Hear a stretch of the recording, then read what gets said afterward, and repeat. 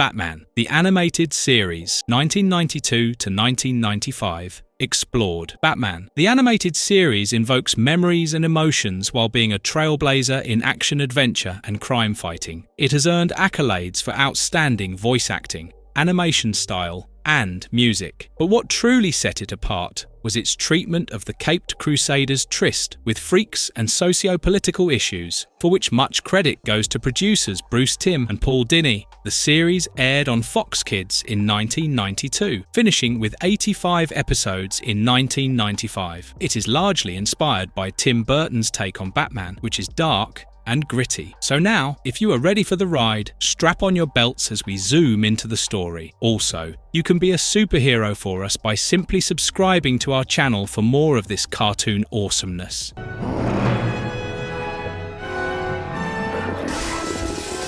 Season 1. On Leather Wings. On a dark night in Gotham City, a police blimp notices a blip on their radar screen. They notice a large bat-like creature fly past them and the buildings. Soon, a guard outside Phoenix Pharmaceuticals gets ambushed by a mysterious being. The next day, in a meeting with Mayor Hamilton Hill and DA Harvey Dent, Detective Bullock demands a tactical unit to catch Batman. Commissioner Gordon is against it, but Hill agrees, and Dent promises to imprison Batman. The man in question checks the newspaper and complains to his butler, Alfred, about Batman being set up.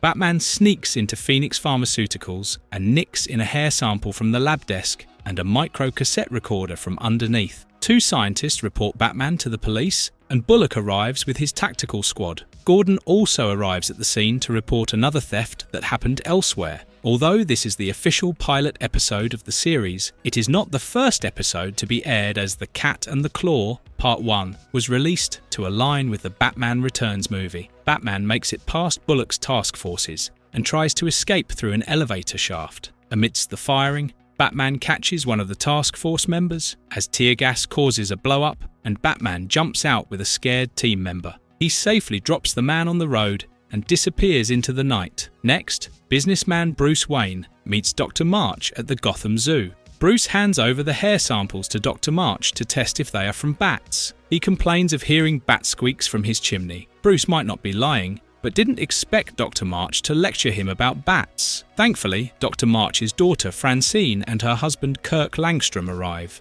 Bruce plays the cassette to them and hands them the recording to check if they are from bats. Later, Dr. March calls Batman to confirm that the hair sample is of brown bats, while the sound is made by two different types of bats. This is a lie, as Batman has already ruled out brown bats, while his computer confirms that the sounds are not made by bats. Back in Dr. March's lab, somebody consumes a vial of a chemical to stop their seizure. As the person leaves, Batman enters and examines the vial. The man returns and is revealed to be Kirk. Kirk explains that he needs only one other element to complete the transformation, and soon changes into a giant-sized bat. Batman and Man-Bat get into a scuffle, and Man-Bat escapes just as Francine enters the room horrified. Batman hangs onto Man-Bat using a grappling hook and gets spotted by the police blimp. Batman holds Kirk's eyes so that he knocks into a building and faints. Batman takes Man-Bat to his lair to find a cure. This is the first time a bleeding Batman is shown in animation. Bruce Timm and Paul Dini fought with the censors to allow this shot. After administering the cure, Batman returns Kirk to his wife and assures her that Kirk won't turn into the Man-Bat anytime soon, but he has doubts. Merry Christmas, Batman! Christmas with the Joker. It's Christmas Eve, and the inmates at Arkham Asylum are singing Jingle Bells. The Joker turns the Christmas tree into a rocket and rides it to escape. Batman is uneasy with the news, and Robin agrees to accompany him on a patrol, provided they watch A Wonderful Life after finishing the Christmas dinner. Eventually, Bruce gives in to the Christmas spirit, but Joker has hijacked every TV channel and is running his own show, just as a giant Santa-shaped tank wreaks havoc in the city. Batman and Robin waste no time as they take the Batmobile to track down the villain. But nothing is easy with dear old Joker, as he kidnapped Commissioner Gordon, reporter Summer Gleason, and Harvey Bullock. Joker declares that since he doesn't have a family, he has stolen one from Batman. Joker still allows Batman time till midnight to rescue his friends, while his goons, Donna and Blitzen, blow up a train bridge. While these names reference Santa Claus's deers, they are also the German words for thunder and lightning. Summer Gleason panics as her mother is on the 11:30 train that will soon reach the bridge. Batman and Robin expertly stops the train from falling and saves the passengers, after which they tracks down the Joker's broadcast location to the observatory at Mount Gotham. The Joker had anticipated this and turned the observatory telescope into a cannon. As he fires at Batman and Robin, it damages the city's properties. Robin rushes inside to disable it and finds several Joker statues with guns firing. He manages to dodge the bullets and blow up the cannon. Joker is still not done as his Christmas broadcast continues, and he shows Batman and Robin footage of Summer unwrapping a present with a Betty Blooper doll that rampages a model Gotham City. This, of course, is a reference to Betty Boop, but Batman realizes the doll is manufactured by LAFCO Toy Factory, which could be Joker's hideout. Batman and Robin enter the abandoned factory, where giant Nutcracker soldiers and toy planes attack them. The duo gets rid of both, but is now assaulted by snipers. Batman hides behind a huge teddy bear, and as he escapes, the teddy bear falls on the snipers. Finally, Joker reveals himself as he dangles the captives over a chemical vat. This is again a callback to Joker's origin in the comics. Joker threatens to drop the hostages, and Batman obliges. Joker's tricks result in Batman being splashed by a spring-loaded pie. Joker still cuts the rope and tries to escape, but Batman not only saves the hostages, but also goes after the Joker, who trips and almost falls into the vat. Batman saves Joker, and he again ends up in his cell, spending Christmas alone, but not Bruce Wayne and Dick, as they watch It's a Wonderful Life together. You are a disgrace. No.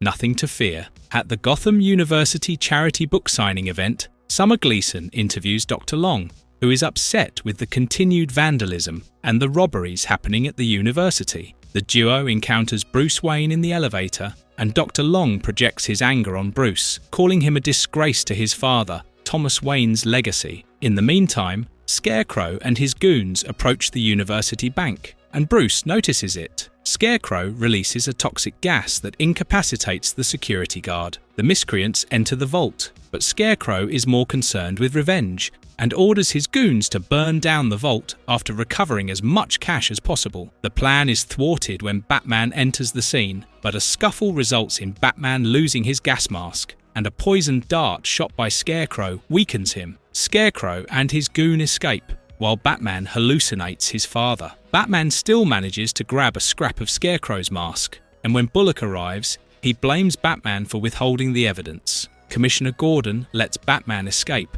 while the poison still affects Bruce as he tests the piece of cloth in his lab. The 6th level in The Adventures of Batman and Robin is mostly based on this episode, with few differences. Alfred assures Bruce that his father would be proud of him, and it's these little moments that make it so incredible. Meanwhile, Scarecrow shares the reason he wants revenge. He recalls his interest in learning about people's fear. However, as a professor of psychology, he tested on the students, which earned him the title of a lunatic, and Dr. Long kicked him out. Scarecrow is ready to take revenge and releases the fear gas during the Gotham University Museum benefit. As it drives the attendees crazy, Scarecrow grabs the donation money from Dr. Long. Batman arrives at the scene, but the crazed crowd mistakes him as a giant bat and starts attacking, which allows Scarecrow to escape with an unconscious Dr. Long. Batman confronts Scarecrow on their blimp, but fear and hallucinations again take hold of him. He uses his own will and belief to overcome it,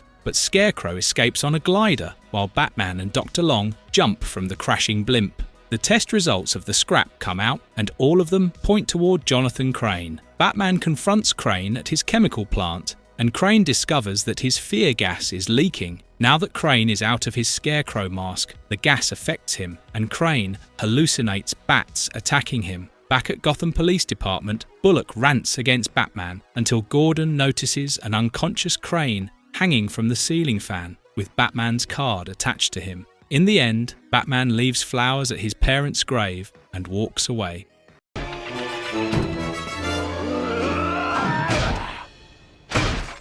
The Last Laugh. On April Fool's Day, a barge of waste emitting a green gas enters the city. The toxic gas turns the people crazy, and they start laughing uncontrollably. Back in his mansion, a tired Bruce Wayne is ready to take a bath, but Alfred tries to pull a prank on him, only to realise Bruce doesn't have a single funny bone. Bruce orders Alfred to switch on the radio, which reports the incident of people acting crazy and getting into accidents. Bruce realises it's the work of the Joker. Sure enough, Joker and his clown-masked goons exit the ship and enter the city. They casually rob jewellery stores and people on the sidewalks, as no one can protest while laughing uncontrollably. Batman analyses the gas and learns that prolonged exposure to the gas can induce permanent insanity. To his horror, he finds Alfred already affected by it and destroying the library. Batman wears a gas mask and rescues Alfred, after which he confronts the Joker on his ship. Originally, Tim Curry was cast as the Joker,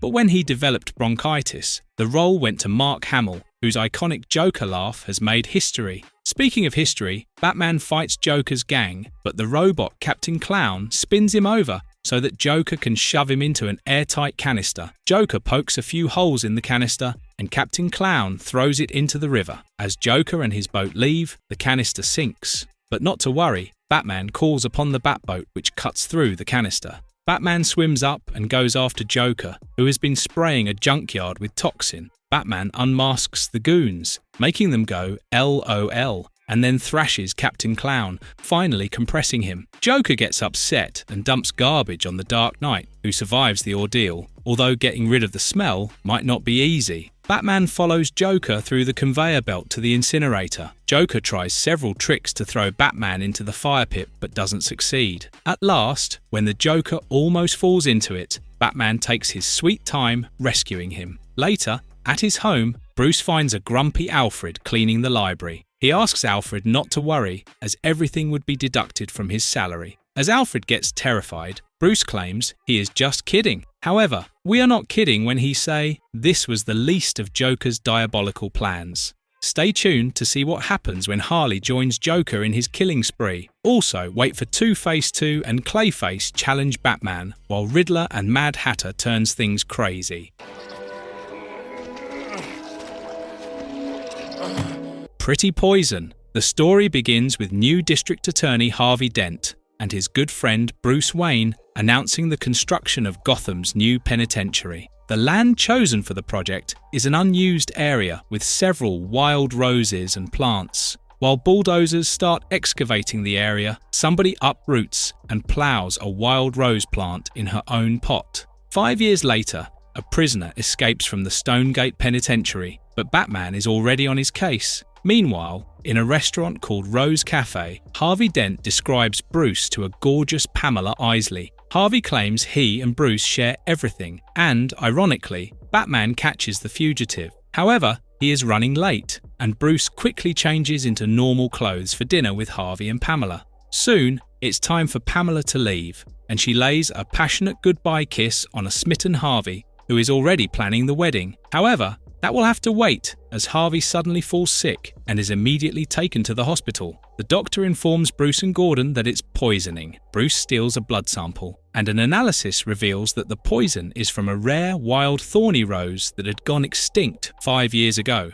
Later, when Bruce is visiting a comatose Harvey, Pamela arrives. She breaks down, and Bruce escorts her back to her car. But as Pamela tries to kiss him on the cheek, Bruce avoids it. Kevin Conroy was a rookie when he voiced Bruce Wayne and his alter ego, Batman. He did a fabulous job of making both the characters sound like completely different people. Coming back to where we were, Bruce asks Alfred to run a background check on Pamela, and it turns out she lectures about extinct plant species at the university. Meanwhile, Bullock runs a futile interrogation of the Rose Cafe employees. Batman spies on Pamela working in a greenhouse, but falls into a trap as he enters the greenhouse. Batman wrestles with a large Venus flytrap as Pamela appears in a green costume, revealing herself as Poison Ivy. She wants revenge on Dent for killing the plants and building a prison. Ivy explains how she saved a pot of the wild thorny roses to make the poison, which she puts on as lipstick and forcibly kisses Batman. As Batman gets dizzy, Ivy teases him with a bottle of the antidote. Batman still succeeds in cutting through the carnivorous plant and dodges Ivy's arrows, which pierces the Venus flytrap. Their fight sets the greenhouse on fire, and Ivy tries to dump Batman through a trapdoor, but Batman uses the wild thorny roses to blackmail Ivy into giving up the antidote. Once he is okay, Batman rescues Poison Ivy, who is later sent to Arkham. The antidote also helps Harvey wake up, but Bruce tells him that Pamela might not be the one for him.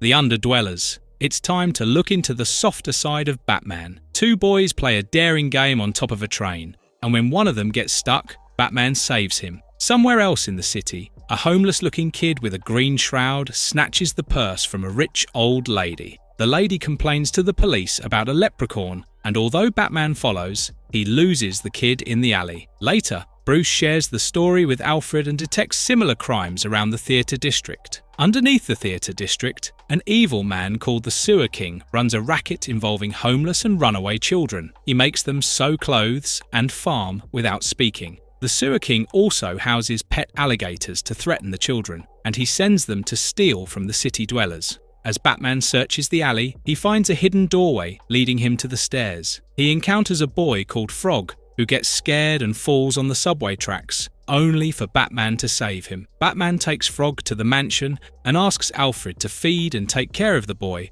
but this proves a rather difficult challenge. The boy reacts to light and wears sunglasses to shade his eyes while he steals every cutlery and silverware while eating or doing the dishes. Batman laughs at the scene and wonders if he was this handful. We are sure he drove Alfred crazy. However, when the boy picks up an unloaded gun, Batman stops him and seeks his help. Meanwhile, Sewer King notices that Frog is missing and prohibits the rest of the children from eating. Frog takes Batman to the sewers, who gets infuriated to see the children in dire conditions. Batman rings the Sewer King's bell to assemble all the children and even takes pictures of them for evidence. Did you know 500 people were auditioned until Kevin Conroy was selected to voice Bruce? Conroy claimed to be inspired by Michael Keaton's performance of The Dichotomy. Later, the Sewer King finally arrives with his pets and releases them upon his guest. Batman gets rid of a few of the alligators, but Sewer King tries to threaten Batman by throttling another boy. Frog swings by and saves the child, while Batman chases after Sewer King. However, the villain has more pet alligators at his disposal to spell peril. Batman gets past them and the other traps, ultimately saving the Sewer King from being overrun by a subway train. The children are rescued, but the bright light makes them slightly uncomfortable. As they adjust to life anew, Batman enjoys the view.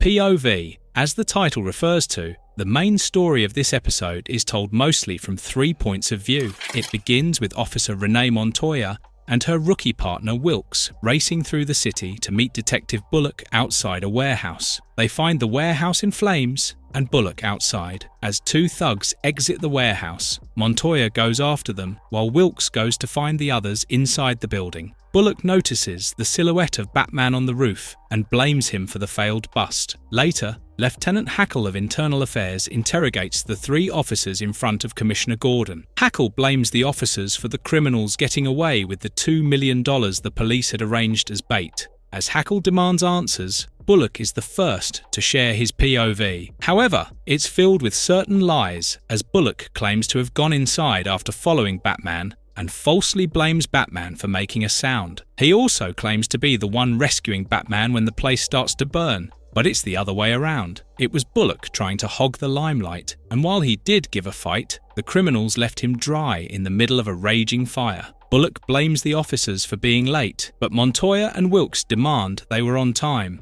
Wilkes tells them how the criminals tried to run him over by a car, but it was Batman who saved him and went after the thugs. Wilkes' description of Batman fighting makes him sound like a superhuman, which is something to reckon with. Wilkes also remembers Batman questioning one of the goons who blurted the word Doc. Montoya remembers encountering 2 goons talking about someone called Hathcock. However, an explosion knocks the shotgun out of her hand. Batman saves her from the goons, but as a roof collapses over him, Montoya believes that Batman is buried under it. The character of Renee Montoya is original to the series, but was later introduced into mainstream comics. The stories don't satisfy Hackles, and he suspends the officers, taking away their badges and guns. As a dejected Montoya returns home, she ruminates over the events and realizes the goons could have been talking about the dockyard. Sure enough, she finds a warehouse named Hathcock, but when she peers inside it, she is shocked to see Batman alive and hanging by his wrist. Montoya sneaks in, while Batman confirms that the boss is there before he unties himself. It takes a bit of combined effort for Batman and Montoya to thwart the criminals and catch the boss. The sting money has recovered, but Hackles is still unsatisfied. However, this time, Gordon now ignores Hackles and returns the badges to all three officers.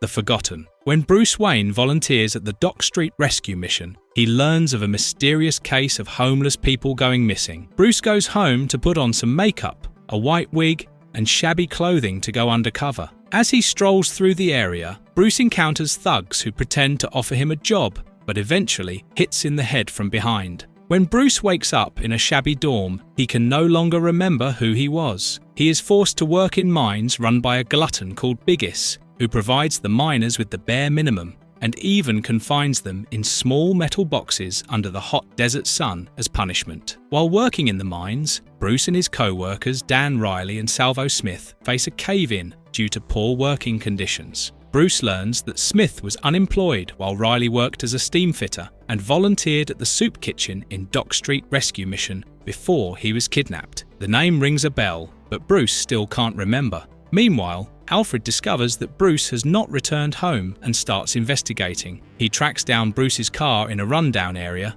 of Gotham. Simultaneously, Bruce dreams about turning into the Joker. Somehow, we can never imagine Batman without the Joker, and the fact that Kevin Conroy and Mark Hamill became lifelong friends, ironically, proves how inseparable they are. In his dream, Bruce finds poor people asking him for money, but he still can't remember. The series takes on a noir theme, and the overall style is based on the Batman comics of the late 60s and 70s. These comics mainly featured writer Denny O'Neil and artist Neil Adams. One day, Smith makes a face at Biggie's during work, earning him time in the metal box. As Bruce and Riley protest, they are made to join Smith. Riley becomes hopeless, but Bruce starts remembering his childhood and how he became the Dark Knight. Bruce breaks out and makes a run for it, but Biggis sends his men and dogs after him. At the same time, Alfred inexpertly flies the Batwing into the desert. Alfred argues with the Batwing's computer before landing rather roughly, while Bruce notices Alfred flying. He meets up with Alfred and later returns to the mines as Batman. It's now a piece of cake for Batman to take over the goons, and he even chases after Biggis. This sets the mine on fire, but both make it out through a water flute, and Biggis is apprehended. Everyone returns home, and Riley offers Smith and Bruce a place in his home, only to learn that Bruce is a rich boy. Be a clown. As Mayor Hill gives a speech about Gotham being a safe city, some criminals crash into the venue in their getaway car. Mayor Hill is saved by an inch, while Batman helps the police take the criminals into custody. Mayor Hill rants to the media against Batman and Joker, which infuriates the Joker as he watches the news. Mayor Hill calls his own mansion the safest place, and Joker takes it upon himself to prove Hill wrong. The mayor arranges for his son Jordan's birthday party, but it's more for his own benefit. He stops Jordan from practicing magic tricks and forces him to attend the party. However, Jordan lights up when Jekko the Jokestar entertains the crowd with fabulous tricks. As Jordan wants to be a magician, Jekko tells him that first, he has to run away and then find a teacher from whom he can steal the tricks. Jekko leaves the party after placing a candle with the Joker's face on the cake. Bruce Wayne enters the party with a heavy gift, and Mayor Hill wants Jordan to meet Bruce. However, a disgruntled Jordan, fed up with his father's antic, runs away. A whole lot of credit for this episode goes to Bruce Timm, who storyboarded it. Bruce finds Jekko's laugh familiar and notices the Joker candle. He pretends to stumble upon the cake and throw it into the pool. As the police arrive to investigate, Bruce suddenly realizes Jordan is missing. Jordan has sneaked into Jekko's van and turns up at the amusement park. At first, Joker is annoyed, but takes the opportunity to train his protege. In the meantime, Bruce watches the home video and notices Jekko showing a picture of the great prosciutto as his mentor. This is again a caricature of comics writer Alan Moore. Batman uses the clue and arrives at Joker's hideout, triggering Joker's security system. Joker manipulates Jordan to attack Batman with razor-sharp playing cards. An ace card explodes and knocks out Batman with a gas. This is the first time in DCAU that Batman is knocked out.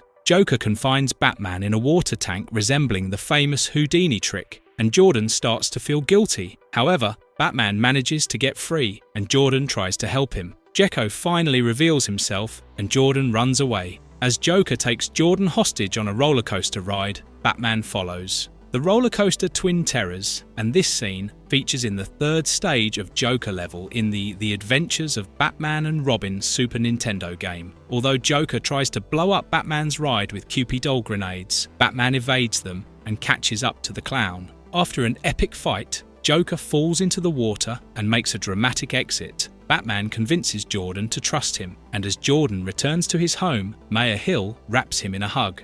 Thorn is mine! Get them!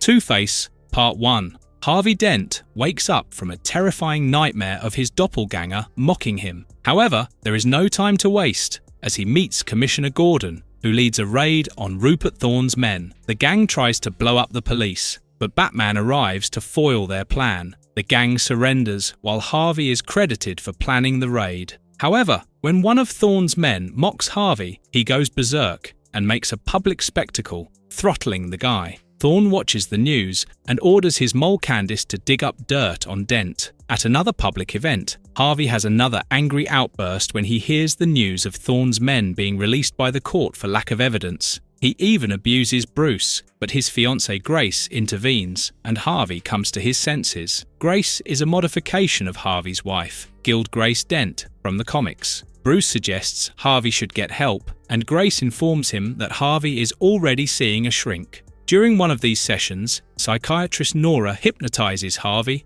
and brings out the Big Bad Harv persona. It appears Harvey's repressed anger has led to a split personality issue. Big Bad Harv breaks a window and is about to throw Nora out when Nora breaks the hypnosis. Unfortunately, Candace has heard everything. On the day of his re-election, Harvey gets a call from Thorne, who wants to strike a deal. Thorne threatens to reveal Harvey's condition to the public if he doesn't meet him. Harvey leaves hurriedly, and Batman follows. He tags the car with a tracker and takes the Batmobile to the rendezvous point, a chemical plant. Rupert Thorne wants the DA's office to overlook his actions, and when Harvey refuses, Thorne teases Harvey about his past. In his childhood, Harvey fought back against a bully, but the child got hospitalized, and Harvey blamed himself, only to learn that the child had appendicitis. The teasing triggers the Big Bad Harv persona, and Harvey attacks Thorne and his gang. Interestingly, Al Pacino was considered to voice Harvey Dent, and maybe it's a loss that didn't happen. Batman intervenes and tries to stop Harvey, but an accident causes an explosion, burning half of Harvey's face. At the hospital, the doctor informs that Harvey will be okay, although plastic surgery would be needed. However, Bruce worries about Harvey's mental scars, which will soon be the cause of later events. As the doctor removes the bandages from Harvey's face, he gets horrified. Harvey demands the mirror and screams in agony. Grace visits Harvey but faints after seeing his Two-Face. You can't let him! Harvey, what are you doing? Taking control of my life. Two-Face, Part 2. Harvey Dent is no longer the DA and is rampaging against Thorne as Two-Face. Harvey and his henchmen, Min and Max, rob money from one of Thorne's bookie joints, but he flips the coin to decide against robbing jewels. On the other hand, Two-Face's constant attacks have caused Thorne more damage than he did as DA, and so Candace, along with a thug, visits Grace as police to hand her a transmitter to alert them when Harvey visits. Candace is not wrong when she assumes Harvey will return, as Two-Face keeps frequenting Grace's place. As he misses Grace, Max and Min offer to help, but Two-Face flips a coin and decides against it. As for Batman, he has a nightmare about Harvey and his parents, blaming him for not saving them. Bruce shows Alfred that Two-Face has been attacking every organisation that has the number 2 in it. He also notes that every organisation serves as a front for Thorne's illicit business. Bruce realises where Two-Face will strike next, just as Two-Face and his henchmen turn up at Thorne's attorney's office to collect confidential data on Thorne's criminal activities. Two-Face Parts 1 and 2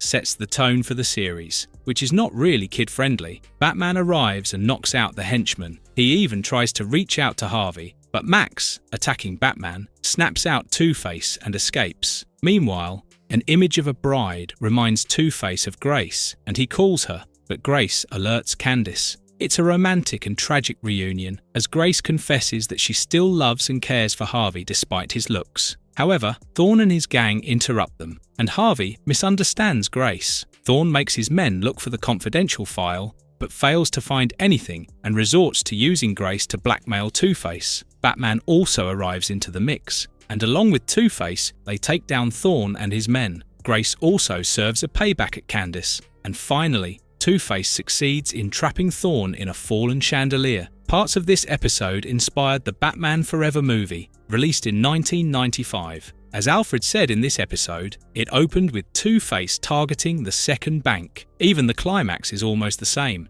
Since Batman is also hurting and has a few more injuries, Grace helps him, and both plead with Two-Face not to shoot Thorne. Two-Face ignores them and flips the coin, but Batman flings a box full of coins, mixing all the coins, preventing Two-Face from taking action. The police take Thorne, Harvey, and their henchmen into custody, while Grace stays by Harvey's side. Commissioner Gordon asks Batman if there is hope for Harvey, and although Batman affirms it, he flips a coin into a fountain and wishes for luck. It's never too late. The city of Gotham is rife with gang war between mob bosses Arnold Stromwell and Rupert Thorne. Moreover, Arnold's son Joseph is missing, and he thinks Thorne has something to do with it. Arnold arranges for a meeting with Thorne, who plans to use the opportunity to take over the underworld of Gotham City. Disguised as a wasted patron, Bruce Wayne places a bug in Pete's restaurant, which serves as a meeting point. He learns of Thorne's plans and warns a priest that Arnie will need his help. On the way to the meeting, Arnold has a flashback of a childhood memory when he and his brother Michael walked through train tracks. Michael was a good boy, but Arnie dreamed of becoming the king of the city. However, Arnie's foot got stuck in the tracks, and he somehow escaped being crushed, but another train came from the opposite side. Thorne and Stromwell decide to talk alone, but Stromwell strangles Thorne to get information about his son. Thorne denies knowing anything and, under false pretenses, locks Stromwell. As they leave, the restaurant blows up. However, unbeknownst to Thorne and the rest of the mob, Arnie survives, thanks to Batman. The plot of this episode is much inspired by the book A Christmas Carol and the movie It's a Wonderful Life. Gordon and Bullock investigate the explosion when a common man witnesses Batman saving Stromwell. One of Thorne's men overhears, and Thorne plans another way to take Stromwell out. Stromwell is not too happy to be acquainted with Batman, but the Dark Knight takes him to a drug rehab center called Sunrise Foundation. Arnie finds Joseph recovering with his ex-wife, Connie, sitting by the bed. Arnold learns that Joseph is addicted to drugs sold by his men, but Batman assures Arnold that he will help Joseph. Yet, Batman demands the files detailing Arnie's mob business, and Arnold reluctantly takes Batman to his office. However, he hands Batman a dummy copy and tries to shoot him. Coincidentally, Thorne and his goons arrive, and a three-way fight ensues. Batman takes down the low-level goons, while Stromwell makes a run for it. He hides beneath the train, while Thorne and company look for him. Batman swings in and disposes of all goons, and Arnold finally encounters the old priest, who asks him to stop. Another flashback shows how Mike saved Arnie from a running train, and it's revealed that the priest is the little boy from Arnie's memory. This is similar to the plot of the movie Angels with Dirty Faces, which was released in 1938 and featured two such best friends. Although Mike has lost a leg, the wooden leg is enough for him to get by. Thorne tries to shoot them, but Batman stops him. Stromwell realizes that he needs to change his ways. He reconciles with Michael and surrenders to the police as they drive into the scene, fashionably late. A treat with my egg. I've got Batman in my basement. In the dark of the night, two thieves steal a precious Fabergé egg, and Batman catches up to them. But a sudden attack from a vicious vulture stops him from apprehending the thieves who escape. The bird leaves, but Batman finds birdseed, indicating that the vulture is a pet. The story shifts to the Gotham suburbs as two kids, Sherman and Roberta, play with Sherman's junior detective Kit. Two older boys, Frank and Nick, teases Sherman, but Roberta defends him. Sherman notices the vulture through his binoculars, but the older boys don't believe him. Sherman and Roberta follow the bird and end up in a birdseed factory. They spy on the thieves who present the bejeweled egg to their boss, the Penguin. However, Penguin's vulture Scrap notices the children, and before it can harm them, Batman stops it. The kids accidentally press on a conveyor belt and get discovered, but Batman saves them and ushers them outside. Meanwhile, birdseed drowns Penguin and his henchmen. Yet, when Batman tries to capture them, Penguin sprays him with a gas pellet. A weakened Batman staggers and slumps upon the Batmobile. The children put him inside and drive away just as Penguin and his goons try to stop them. The children bring back an unconscious Batman to Sherman's basement, and although Batman tries to tell them about capsules in his visor, they are unable to understand him. Sherman's mother leaves while Frank and Grant discover the Batmobile. Sherman tries to stop them from fooling around with it and finds the capsules. However, Scrap also notices them, and Sherman runs for it. The kids feed Batman the capsule, and, together with Frank and Nick, they prepare for Penguin. Originally, the makers wanted Penguin to be a Norman Bates type of character who doted on an unseen yet overbearing mama. However, the plan was scrapped, and Penguin was based on Danny DeVito's portrayal in Batman Returns, 1992. As Penguin enters Sherman's house, he immediately disapproves of the decor and trashes it. Sherman and the gang retaliate, but it's not enough as Penguin finds the egg and tries to kill Batman. Batman wakes up but is still weak and manages to tackle the thugs,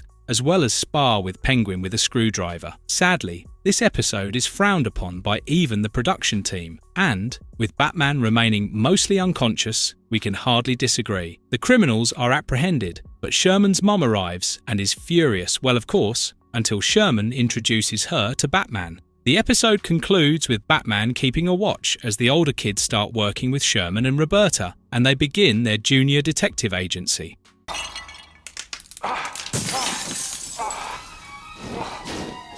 Heart of Ice. Mr. Freeze wants revenge for the death of his wife, Nora Freeze. While Freeze watches Nora's dancing effigy snow globe, Summer Gleason reports the various cold acts pulled by Mr. Freeze, targeted at GothCorp, but Ferris Boyle, the blue-eyed CEO, claims not to know the perpetrator. In Batcave, Batman examines the stolen objects by Mr. Freeze and realizes that he is planning to make a freezing cannon. Batman confronts Mr. Freeze and his goons when he goes to steal the last component. Mr. Freeze uses his freezing gun to make the Batmobile skid. Batman still catches up to them, but Batman gets frozen, and so do a thug's legs. Mr. Freeze abandons them, but Batman shatters the ice and rescues the thug. Mr. Freeze's role in this Emmy-winning episode was offered to Leonard Nimoy and Sir Anthony Hopkins before it went to Michael Ansara. A special warm bath at Batcave helps unfreeze the ice on the unconscious thug's leg, but Batman has caught a cold. He visits Ferris Boyle as Bruce Wayne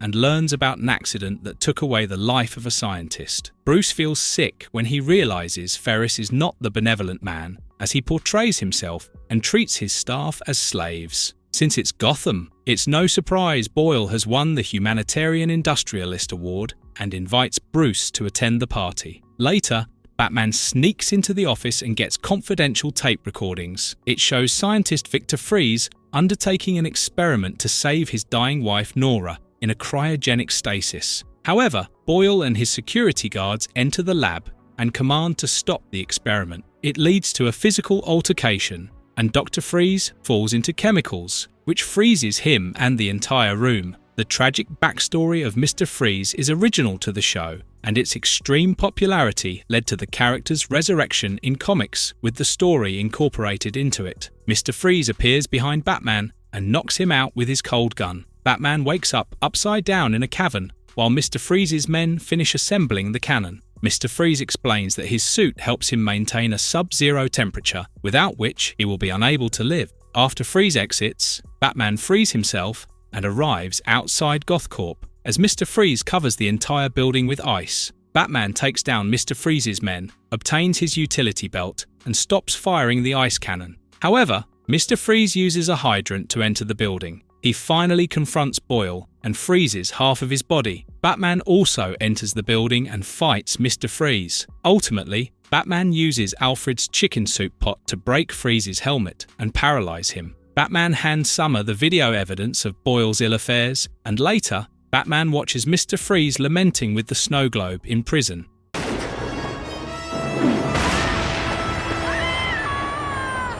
The Cat and the Claw, Part 1. This is the first episode to be aired to capitalize on the popularity of Batman Returns. It starts with Catwoman and her cat Isis stealing a precious jewel, but they are found out by Batman. As Batman chases after her, Isis gets separated from Catwoman and struggles to keep up. However, Isis is the real MVP in this love story, as Batman saves her from almost getting hit. Catwoman uses a unique whistle to call upon Isis as they leave. These scenes were used on Level 4 of The Adventures of Batman and Robin Tale of the Cat video game. Later, at a charity auction for animal preserves, Selina Kyle buys a date with the handsome Bruce Wayne, but she is not into it. However, that cannot be said about Bruce, who insists on a luncheon. As they speak, the police chase criminals who have stolen a military truck of weapons. Batman successfully stops them, and Commissioner Gordon informs him that a terrorist named Red Claw is the head of the heist. The next day, Bruce meets Selina for their date, but Selina's secretary, Maven, gets a call from their lawyer. Selina gets mad after learning that the land she wanted to purchase for the Mountain Lion Preserve is bought by Multigun International. Bruce helps her meet with Multigun's chairman, Stern, who informs them the land will be turned into a major resort. Selina doesn't buy it, as she claims the land is in the middle of nowhere. That night, she sneaks into Stern's office as Catwoman. Just like Michelle Pfeiffer, Selina Kyle is made blonde in this series, while she is a brunette, as per the comics. Meanwhile, Stern's secret associate is revealed as a woman called Red Claw, who appoints people to keep a watch on Selina. While Selina takes pictures of Stern's confidential files, Red Claw presides over a meeting with Stern and other goons, instructing them to steal a plague virus from a military train. They get a security warning about Catwoman gathering evidence and rush to stop her. In the meantime, Batman disrupts a meeting of mob bosses to gather information on Red Claw. The terrorists chase after Catwoman as she and Isis run away. However, when Catwoman falls off a ledge, Batman sweeps her away. Catwoman kisses an astounded Batman, but he asks her to face the law. She throws him off and promises to meet again. Catwoman returns home to Maven and removes her mask, unaware that Red Claw's men are keeping a watch on them. Here, kitty, kitty, kitty. The Cat and the Claw, Part 2. Batman meets up with the mob boss in Gotham Park and learns about a probable train heist. He informs Commissioner Gordon and confronts the terrorists, but is taken aback to find that Red Claw is a woman. Batman tries to stop Red Claw from escaping with the plague, but she threatens to open the canister and endanger everyone within a 10-mile radius. Batman backs off, and the next day, he meets Selina Kyle, a bit absent-minded. Their car gets attacked by Red Claw's thugs. Bruce recognizes them and averts the criminals who fall off the bridge. Bruce's driving skills impress Selina, but might not be enough to take her mind off Batman. After Bruce drops off Selina, she wastes no time dressing up as Catwoman and leaves for Multigon's land. This two-part episode is the first time Catwoman meets Batman and Selina meets Bruce in the series. This was not done for Joker and Penguin, who, like Catwoman, also appeared in the 90s Batman movies. Back at the Batcave, Bruce worries about Selina when Alfred notices a black cat's hair on Bruce's coat. Things add up for Bruce, and when one of Red Claw's thugs tries to attack Maven, Batman saves her. Before he leaves, Maven tells Batman about Catwoman's feelings. Meanwhile, Catwoman sneaks into Red Claw's base of operations. A mountain lion sure helps her with it. Unfortunately, she gets caught while taking photos of proof. Batman saves her, but she is captured by Red Claw and her group of terrorists. They tie up Batman and Catwoman in a room, and Red Claw adds a few drops of corrosive acid to the plague container for the virus to release and affect the captives. Red Claw also informs them that a fake is used to terrorize the Gotham government for a $10 billion gold ransom. Red Claw became an official comic book character much later. She debuted in Catwoman issue number 43 in 2018. Red Claw and her gang evacuate while Catwoman uses her nails to cut off the ropes. As Batman insists, Catwoman leaves reluctantly, and Batman uses a tank full of flammable liquid to blow up the base. The virus gets destroyed, as do the other armaments and missiles that Red Claw had stolen. The police choppers led by Gordon arrive, but an enraged Red Claw attacks Catwoman. The Mountain Lion helps Catwoman take down Red Claw, while Batman makes it out alive. Catwoman blows a kiss to Batman and leaves, but Batman confronts Selina at her apartment and confesses his true romantic feelings. However, Batman cuffs Selina for the police.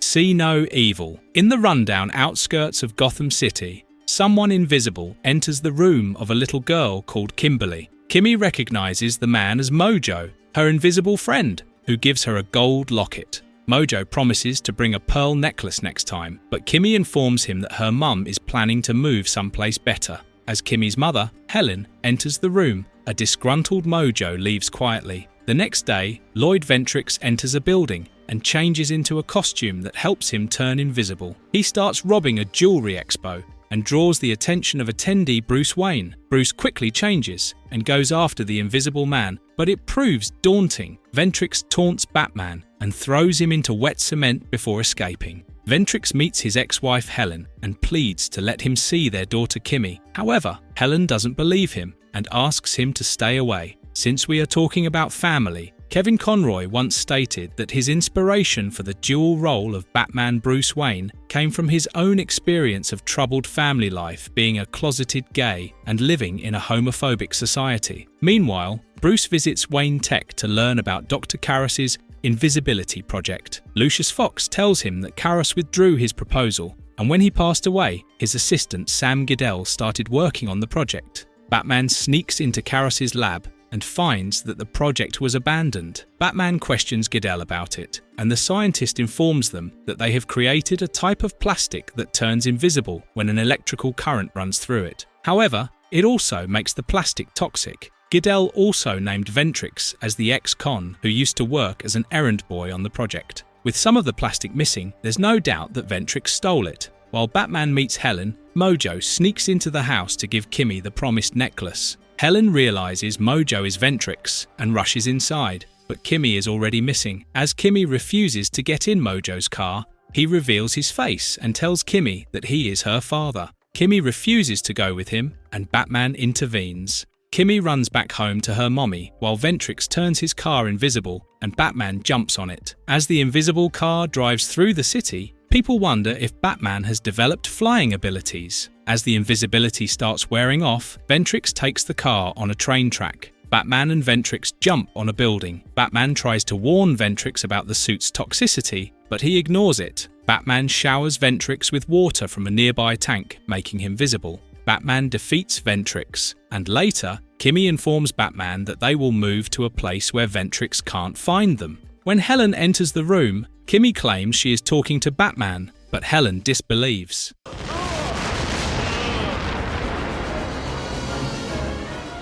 Beware the Grey Ghost. In a black and white flashback, a child, Bruce Wayne, watches an episode of his favourite show, The Grey Ghost. It is about a mad bomber who blows up several buildings and asks for a huge ransom. At present, Batman witnesses a similar bombing across Gotham and receives a similar ransom note. Bruce visits a video store, but the owner informs him that a studio fire leads to the loss of every print. Bruce then visits a library and learns that an actor called Simon Trent played the Grey Ghost. Simon is now an elderly person living in a shabby apartment where his rude landlord pesters him for money. Simon being typecasted as the Grey Ghost has disabled him from getting other roles, and now he is reduced to a has-been. A depressed Simon trashes his Grey Ghost memorabilia and then visits a toy store owned by Ted Dimer to sell his Grey Ghost costume and gear. Although Ted pays him, he confesses that people are no longer interested in buying Grey Ghost merchandise. Ted is voiced by Bruce Timm and even modelled after him, while the video store owner resembles Paul Dini. Simon returns home and falls asleep, but when he wakes up, he finds his stuff returned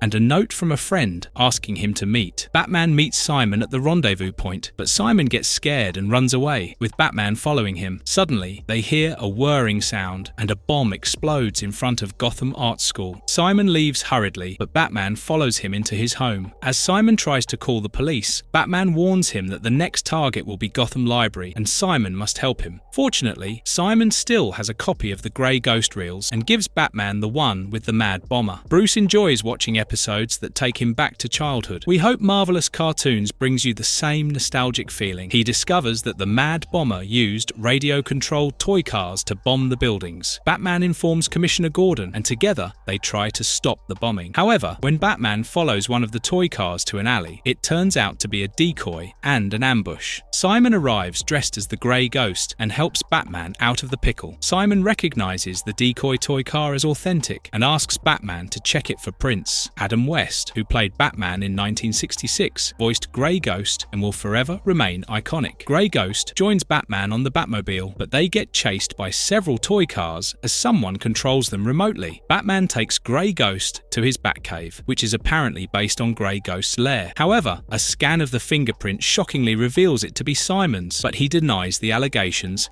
as he sold every merchandise and toy to pay the rent. Realizing that Ted is the culprit, Batman and Grey Ghost confront him. Ted confesses that he needed money to buy more toys and came up with the idea of extorting them. Batman and Grey Ghost battle Ted's toy cars, which accidentally set the place on fire, and Ted is apprehended. Simon gets his career restored and Bruce appears during autograph signing. As Bruce calls Grey Ghost his hero and talks about watching him with his daddy, Grey Ghost recognizes him.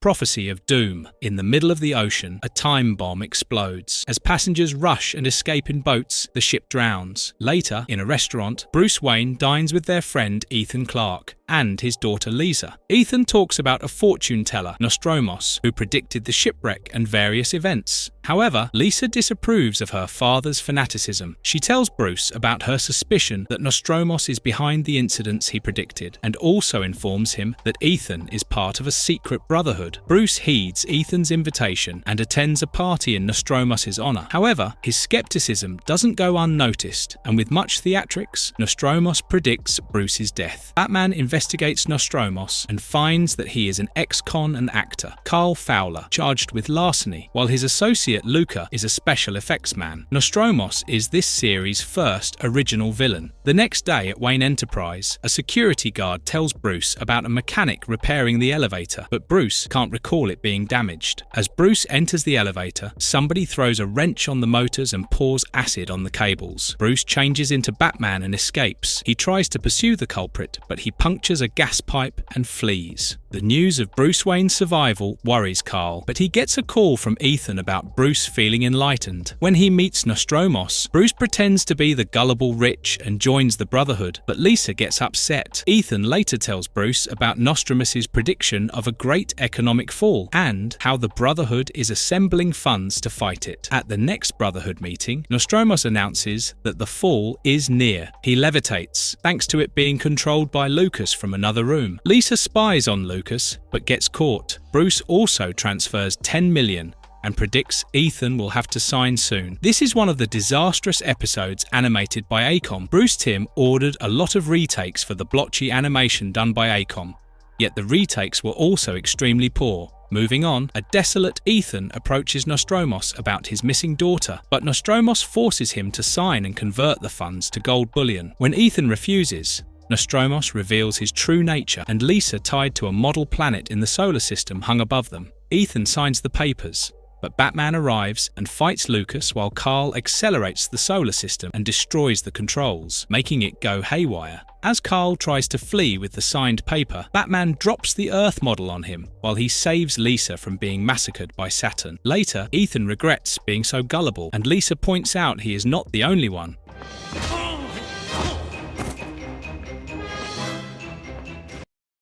Feet of Clay, Part 1. In an empty tramway, Lucius Fox secretly meets Bruce, who, for reasons unknown, behaves rather sketchy. Lucius has brought a briefcase of evidence against Roland Daggett, who is trying to take over Wayne Enterprise illegally. However, Bruce wants to destroy the evidence and is aided by a group of henchmen. Lucius realizes it's a trap and tries to escape, but as the henchmen shoot, a board falls on Lucius, knocking him out. Batman confronts the henchmen, which confirms our doubt that somebody is impersonating Wayne. Most of the henchmen escape, while Lucius is able to spurt out Bruce's name. The imposter turns out to be an actor called Matt Hagun, who has suffered from severe disfiguration after an accident. At present, he has developed an addiction to a formulation called Renew You, which was developed by Daggett. It is further revealed that Daggett blackmails Hagun into doing his dirty work in exchange for the cream. Daggett instructs his right-hand men, Raymond Bell and Germs, to dispose of Hagun. When a desperate Hagun arrives at the factory to steal Renew You, he is confronted by Bell and Germs. Hagun tries to pass off as Wayne, but the henchmen realize it's him and dump a jar full of the chemical on Hagun. The Clayface for this series combines two Clayfaces. One is an out-of-work actor, Basil Carlo, while the other is Matt Hagun, the treasure hunter. Meanwhile, Batman identifies Bell and remembers that he is always listening to the police radio. Alfred notifies Batman that the police are currently investigating Bruce, and Batman sends out a false police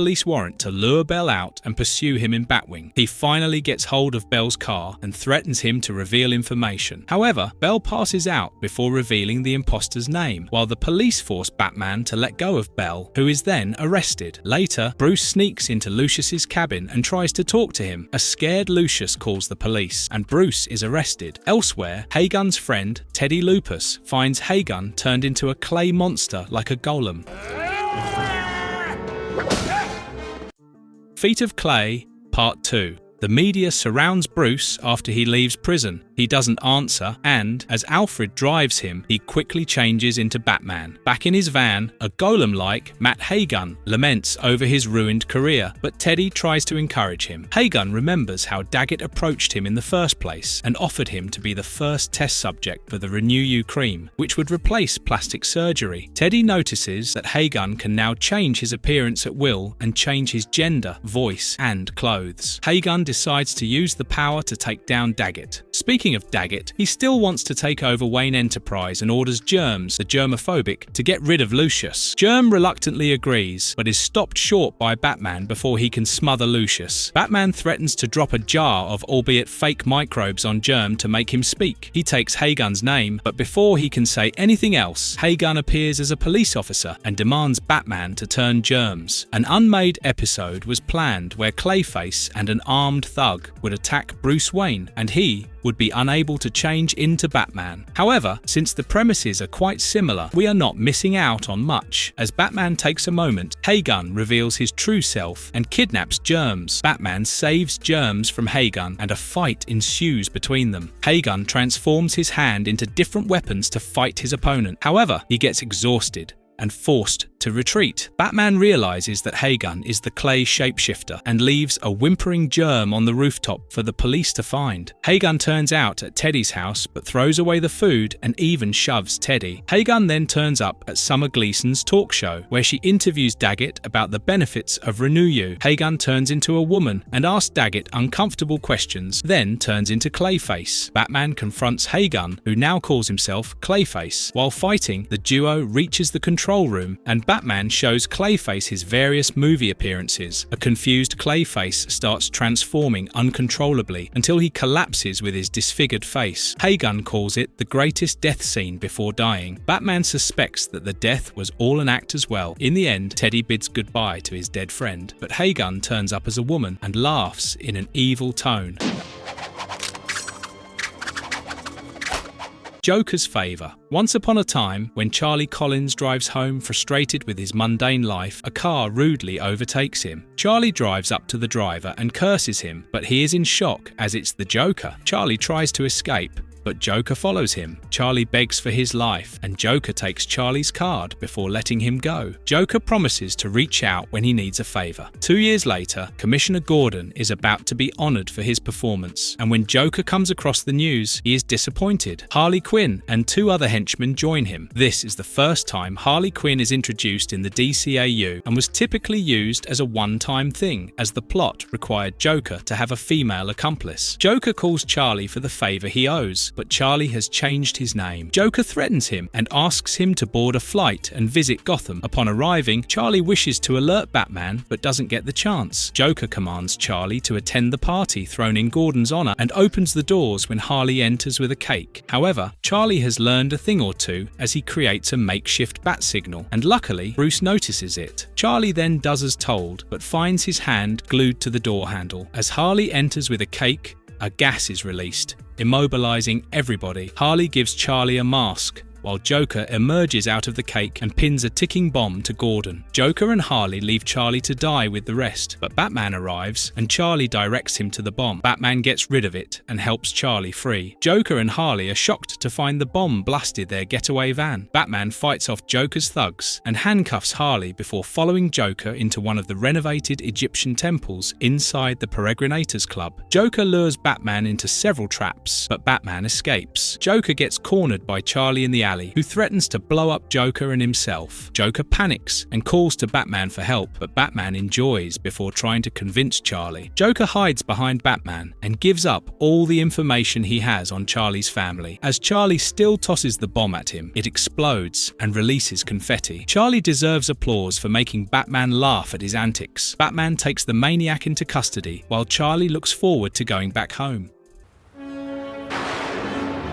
Vendetta. As a police boat escorts Spider Conway to Gotham Harbor, he feels nervous that someone might be there to get him. This proves true, as somebody blows up the boat and abducts Conway. Batman watches the explosion from afar, and so does Commissioner Gordon and Detective Bullock. Conway was supposed to testify against Rupert Thorne and get early parole. Bullock gets upset when he is removed from the case as he is a prime suspect. Batman investigates the bay and finds a toothpick like Bullock uses. He also eavesdrops on Gordon and Bullock's conversation and obtains the file on Bullock, who comes just a moment later and is not surprised to find his file missing. Batman discovers that Bullock was earlier suspected of taking graft from Thorne, and Conway was Thorne's employee who gave up the information. The case was eventually dropped due to lack of evidence. Batman threatens Thorne, but he promises that Conway doesn't matter to him anymore, which only raises Batman's suspicion against Bullock. He informs Gordon, who is unwilling to suspect Bullock. However, things go against Bullock as somebody impersonates him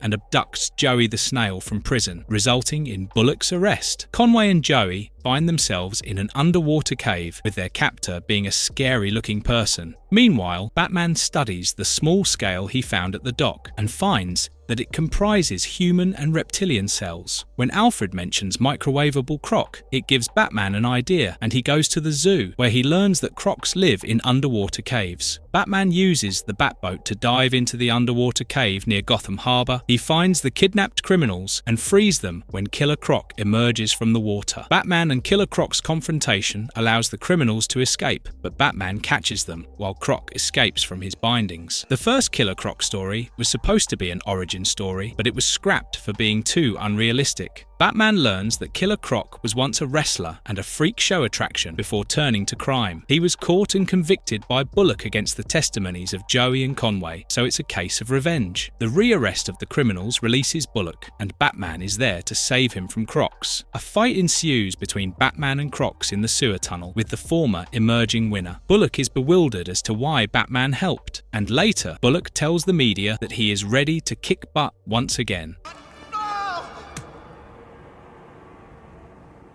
Fear of victory. In Gotham University dormitory, Brian Rogers and his friend Dick Grayson watches the sports news on TV, which reports about Brian's performance in games and the chance of being signed by a professional team. It also ends with an account of bizarre reactions by various athletes in various sports events. The two suddenly receive a telegram from one of Brian's fans wishing him good luck, but the delivery man looks rather creepy. The next day, Brian performs poorly and hallucinates his opponents as monsters. He He is taken to the infirmary, and later, Robin reports the incident to Batman. The duo encounters an ongoing robbery. However, Robin suddenly starts to experience anxiety as he gets scared and panicky. When the thieves drop building blocks and statues on Batman, Robin is unable to help him. Batman manages to save himself and even catches the thieves. He finds it weird that both roommates have experienced similar panic. They return to the dorm, and Batman notices some kind of chemical on the telegram. When Batman analyzes the chemical, he realizes it can induce fear. Realizing that the Scarecrow must be behind it, Batman visits Arkham Asylum. However, he finds a real Scarecrow instead of Dr. Crane. Scarecrow takes the alias of Lucky and collects his winnings from Leon, the bookie. As Leon continuously wonders how Lucky is winning, he sends out one of his lackeys to spy on him. Lucky reveals himself as the Scarecrow and drives the lackey mad and fearful. Starting from this episode, the Scarecrow wears a new and creepier mask and costume. Commissioner Gordon informs Batman about the lackey, who explains that Scarecrow has used fear to sabotage games so that he can always win the bets. Robin finds the chemical on the star player's helmet and removes it. When the team starts winning, Scarecrow gets puzzled. Batman confronts Scarecrow, who threatens to drop the chemical on the unassuming people. As Scarecrow does it anyway, Robin musters up his courage and prevents the vial from breaking. Batman catches Scarecrow, and later, Dick and Bruce watch the news of Brian signing a contract with Gotham Knights.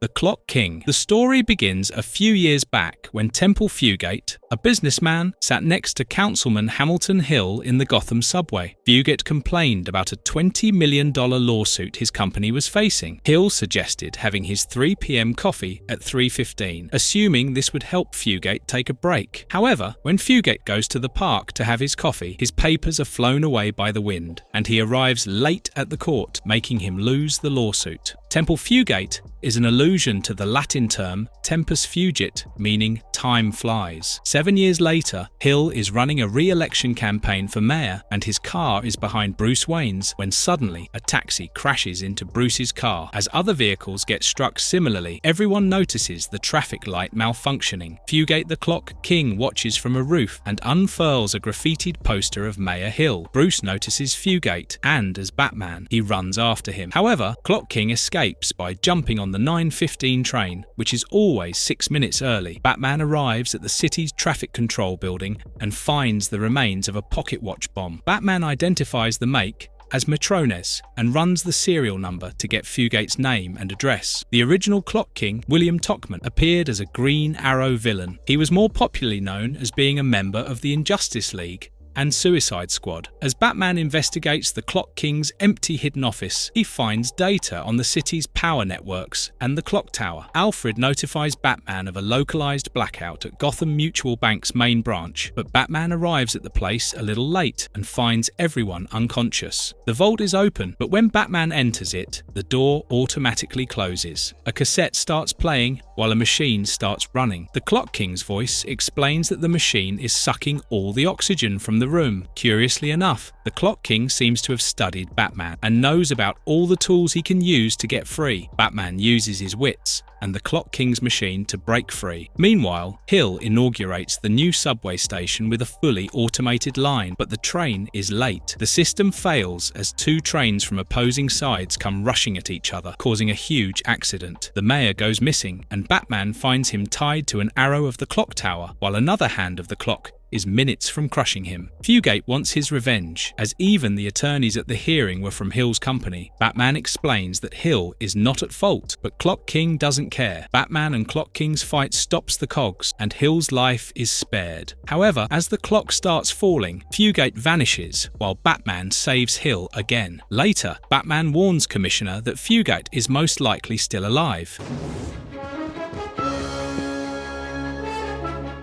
Appointment in Crime Alley. Roland Daggett plans to blow up Crime Alley and make it look like it is due to a faulty gas line. He hires arsonist Nitro for the task, who assures him that the explosions will take place at exactly 9 p.m. Bruce Wayne, watches a news report on the city zoning board rejecting Daggett's proposal of bulldozing a block of Park Rose, which is now known as Crime Alley. The news report claims that Park Row was once Gotham's most elite street until its gradual fall, but the residents are still there as they have no other place to go. As Daggett is interviewed, Bruce realizes that the evil businessman is up to something. However, he has no time to waste as he has an appointment to keep. As Batman drives through Crime Alley, a little girl runs across the street, calling for help. Batman helps the little girl and her mother get rid of the thugs that were destroying their home. He learns that the goons are working for a company and forcing people to leave their homes. The plot of this episode is similar to the Detective Comics, Volume 1, Issue 457 story, There Is No Hope in Crime Alley. An elderly woman, Leslie Tompkins, notices that the person she is supposed to meet is late. Leslie witnesses Nitro and Crocker setting up the explosives as she ventures out. The arsonists abduct Leslie, while a homeless bum witnesses it. Meanwhile, Batman arrives at the Park Row Community Centre to meet Leslie. However, before Batman can find Leslie, he finds a furious gunslinger holding a Daggett Industries employee hostage. The man complains of losing his job and his house. Batman walks past the police and confronts the man. As the man tries to shoot Batman, the platform they are standing on gives away, and Batman saves both the madman and the hostage. Batman then arrives at Leslie's house and flips through a scrapbook of newspaper articles, which reveals Leslie comforted little Bruce when his parents passed away. Batman suddenly notices the homeless man and interrogates him. He also finds a blasting cap falling from the man's pocket. It appears Batman is having a really bad day at work. As Batman drives to find Leslie, a trolley passes him by out of control. Batman stops the trolley by using his Batmobile. In the meantime, Nitro and Crocker finish setting up the bomb at the hotel that still houses people. Batman catches them and Nitro confesses. After tying the arsonist to their van, Batman finally finds Leslie and saves her. Elsewhere, Daggett finishes his speech to the zoning board and the bombs explode, destroying several condemned buildings. However, Batman had already defused the bomb on the main building. Nitro and Crocker confess to the police, but Daggett denies everything and leaves. Leslie takes Batman to keep the appointment as he lays 2 roses on the spot on the street where his parents were killed. Engage. Mad as a Hatter. The meek and slightly mad scientist Jervis Tetch of Wayne Enterprise has developed a mind control technology that allows him to make even rats take part in a tea party. He is interrupted by a co-worker called Alice as she ushers Dr. Marsha Cates and Bruce Wayne into the lab. When Bruce asks Jervis about the microchip enhancing brain potential, he only comes up with excuses. Jervis gets deflated to learn Alice has a boyfriend called Billy and debates whether he should use his mind-controlling technology to make her love him. He realizes it will only turn her into a soulless robot. However, opportunity strikes soon as Jervis overhears Alice crying and complaining about her boyfriend to Dr. Cates. To lift her mood, Jervis dresses up as the Mad Hatter and takes Alice out on a date. On the way, 2 muggers confront them, but Jervis sticks mind-controlling cards on their heads and asks the men to jump into the river. Batman saves the muggers from committing suicide, and as the cards fall off their heads, he realizes they were used for mind controlling. Batman examines the card at Batcave when Alfred shows him a picture of the Alice and Wonderland tea party. Batman remembers noticing the same picture at Jervis's lab. In the meantime, Jervis controls people at restaurants and the Storybook Land to make himself look important and give Alice the perfect experience. Mad Hatter is voiced by Roddy McDowell. Mad Hatter drops Alice at her apartment and returns home dancing. However, Alice is surprised to find Billy waiting. Billy apologizes for and proposes to Alice. The news drives Jervis to the edge, and when Cates approaches him, Jervis abducts Cates. Bruce arrives at the office and inquires about Cates when Alice gets a call from her fiancé. Surprisingly, the guy breaks off the engagement and Alice starts crying in front of Bruce. Jervis surprises Alice at her apartment with his bat-crazy antics. Batman appears out of the shadows and questions Mad Hatter about Dr. Cates and Billy. Mad Hatter has again dressed up the thugs as Walrus and the Carpenter. As Batman deals with the thugs, Mad Hatter mind controls Alice and runs away with her. Batman follows Mad Hatter to Storybook Land, where Mad Hatter has mind controlled Cates, Billy, and several other people to act like characters from Alice in Wonderland. As they attack Batman, he manages to bring Billy out of the trance. Billy helps Batman get rid of the cards in other people. Batman then pursues Mad Hatter through a maze and ultimately subdues him by dropping a model of Jabberwocky on him. The story ends with Billy and Alice reuniting. Dreams in Darkness. In Arkham Asylum, Dr. Bartholomew inquires about their new patient and asks if he has calmed down. The patient is none other than Batman strapped in a straitjacket. Batman starts warning the doctor about something, but the doctor doesn't believe him. Batman now takes us back to where it started. Batman confronts a man drilling a water purifier into a spa near Gotham. During the scuffle, the purifier gets damaged, and a red poisonous gas engulfs Batman. The gas also turns the man catatonic, and he is admitted, while Batman examines the purifier at the Batcave when he hallucinates the Joker. Batman visits the hospital to see the culprit, and Dr. Wu explains that a fear-causing agent is affecting the patient's brain. She examines Batman's blood and finds the same poison acting much slowly due to the low exposure. Dr. Wu suggests administering an antidote that will make Batman sleep for 2 days. However, Batman steals the vial and leaves when he realizes that Scarecrow is planning to poison Gotham's water supply. As Batman drives towards Arkham, he hallucinates Robin, making the Batmobile swerve and fall. Batman is taken to Arkham, but Dr. Bartholomew stops the staff from removing his mask or cowl, as it will impair his sanity. When Batman tries to explain that he came looking for Scarecrow, Dr. Bartholomew confidently reports that Professor Crane is sleeping in his cell. Well, the doctor is wrong, as Scarecrow instructs his men to fit a giant pumping machine into the water supply networks of Gotham from below Arkham. He plans to use the entire to examine the effect of his fear toxin. Dr. Bartholomew discovers that Scarecrow is missing and notifies Batman, but as he tries to restrain Batman, the Dark Knight evades him and makes a run for it. The security guard tries to tranquilize Batman, but he still manages to escape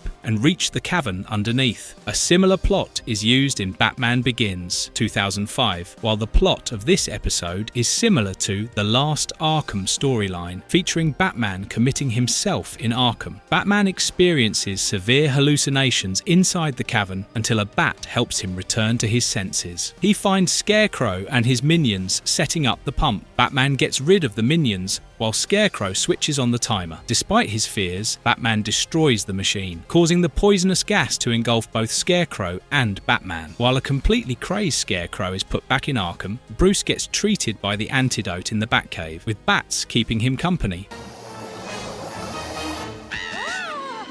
Eternal Youth. A middle-aged lady runs across a meadow chased by another woman who sprays her victim with toxic green gas, which petrifies her. The next day, an angry Bruce Wayne orders the Wayne Enterprise director to shut down the slash and burn operation in the Amazon rainforest. Next, Alfred shows Bruce a videotape inviting him to a weekend in the Eternal Youth spa. When Alfred's friend, Maggie Page, visits, Bruce suggests Alfred and Maggie visit the spa in his place. Although Alfred refuses, it doesn't take much for Maggie to drag him along. Maggie is introduced as Alfred's love interest, and we do love seeing Alfred flustered, but sadly, she was used only once. Their arrival at the spa slightly derails Poison Ivy's plans, who is behind everything. She orders her staff, Lily and Violet, to let Alfred and Maggie enter. Later, Poison Ivy introduces herself to the guests as Doctor. Daphne Demeter and feeds the guests with food and drink made with a new compound called Demetrite. Meanwhile, Commissioner Gordon informs Batman that several industrialists are disappearing. One of them is Mrs. Thomas, the woman shown at the beginning. Batman searches her home and finds the same video recording inviting her to the Eternal Youth spa. Alfred informs Batman that Mrs. Thomas had left a few weeks earlier. However, Alfred sounds unusually relaxed and seems to be enjoying himself. Alfred and Maggie soon return from their weekend getaway, but Batman is in for a surprise as Alfred decorates the Batcave with various plants. Alfred also drinks water from the spa infused with Demetrite and faints. When he wakes up, Alfred finds Maggie waiting for him. Together, they return to the spa, but Poison Ivy reveals herself while Lily and Violet spray the couple with the toxic gas. Batman examines Demetrite and finds that it's a plant enzyme, which, when mixed with human plasma, leads to vines growing uncontrollably. Batman finds Alfred missing and secretly enters the spa's greenhouse at night. He gets gets caught and taken prisoner, while Ivy explains that demetria is a special growth enzyme from a rare South American tree. She then shows Batman her rare grove, made of petrified guests that have turned into trees. However, Ivy claims the change is not yet permanent and needs more treatment. The climax is also adapted into the first half of the second level of The Adventures of Batman and Robin Super Nintendo game. As the girls spray Batman with the toxic fluid, it doesn't affect him, as Batman has coated his costume with herbicide. Batman subdues Lily and Violet before going after Poison Ivy, but she traps him. As Batman throws a bucket of sap at Poison Ivy, the Demetrite reserves fall onto the ground, spurting branches that break through the greenhouse and turn into a gigantic tree. When the growth stops, Batman finds the victims and the henchwomen entwined with the tree, but Ivy has gone missing. The victims are treated in a hospital, and we see Alfred and Maggie recovering together in a hospital cabin when Bruce teases them with a pot of a plant as a gift.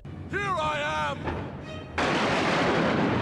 Perchance to dream. While pursuing some crooks, Batman walks into a trap. Specks of dust distract him, and the last thing he notices is something falling on his head. Bruce wakes up traumatized and greeted by Alfred, who is unaware of Batman or Robin. It also comes as a shock for Bruce when Alfred mentions his soon-to-be wife, Selina Kyle. A panic-stricken Bruce tries to enter the Batcave, but the entrance behind the grandfather clock doesn't exist. Moreover, as an old Thomas and Martha Wayne greets him, Bruce is driven out of his mind. He washes his face, but everything is still very real. He accepts the truth and requests that Alfred tell him about his life. Alfred informs that Bruce is the official head of Wayne Enterprise, although Lucius Fox is the one who runs it. As Bruce gets bored in his office, Selina surprises him with a visit. Their conversation is cut short when Selina notices Batman outside. An astounded Bruce runs outside, and they witness Batman stopping a jewelry store robbery. Everything seems too confusing for Bruce, and he asks Selina if she knows about Catwoman, but she gets worried. This is Kevin Conroy's favourite episode of the series, and also the one we absolutely loved revisiting. Bruce meets Dr. Leslie Tompkins for advice, who tells him that Bruce is suffering from a condition called disassociation. Since Bruce has been handed everything as a conglomerate,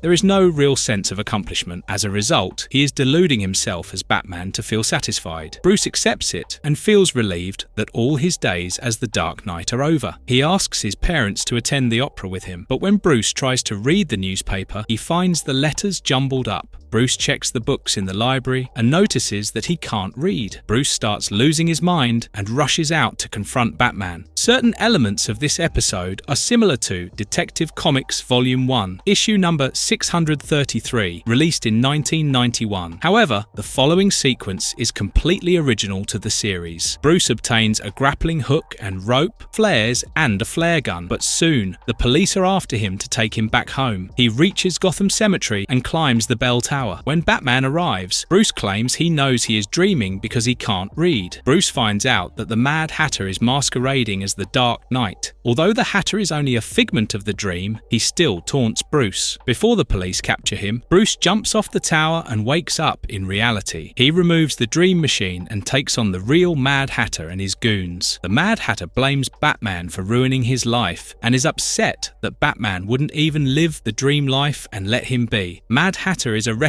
while Batman gives the machine to Gordon for the police to study. It's still quite tragic to see Batman walk away, living his reality.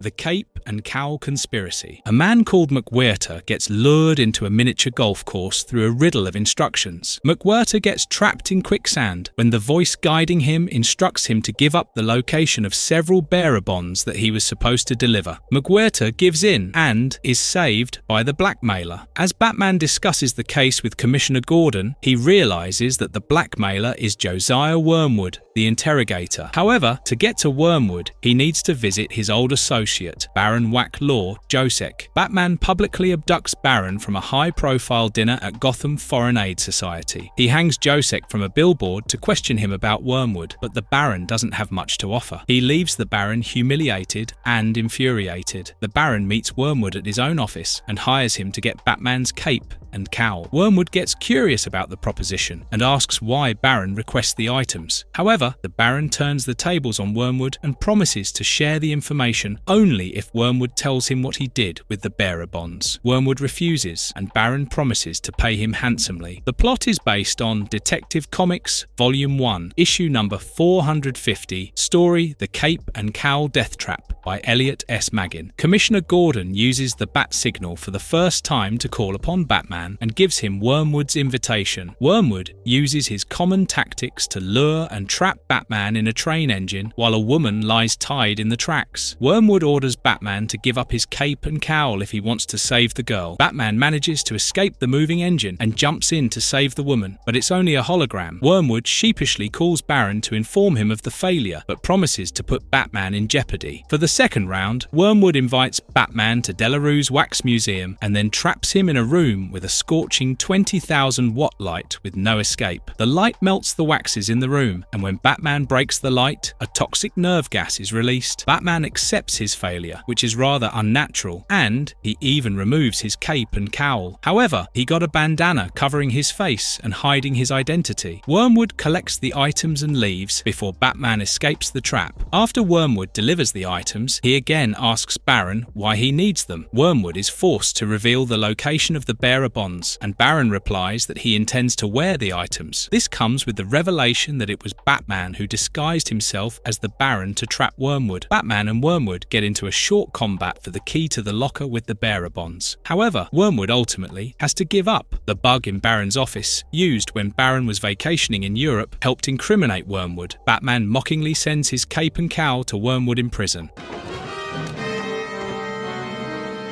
Robin's Reckoning, Part 1. Batman and Robin are at a stakeout at a construction site where they find 3 mobsters trying to sabotage the building in order to extort money from the architect. While our caped heroes manage to dangle one of the culprits, the other 2 get away. The man hanging on for his life refuses to give a name, and Batman pretends to walk away. In utter desperation, the man takes the name Billy Marin. Robin saves the man and tries to get more information from him, but Batman stops Robin and asks him to get the Batmobile. Once Robin is out of earshot, Batman grills the man to retrieve every ounce of information. Robin gets upset with Batman for leaving him out of the case and not divulging anything. As Batman leaves to work the case alone, Dick starts complaining to Alfred. Robin searches for Billy Marine in Batman's database and finds several aliases for Marin. However, his real name is revealed as Tony Zuko, which shocks Robin and Alfred. The story now shifts to 9 years ago when Dick Grayson and his parents were part of a circus show called Flying Graysons.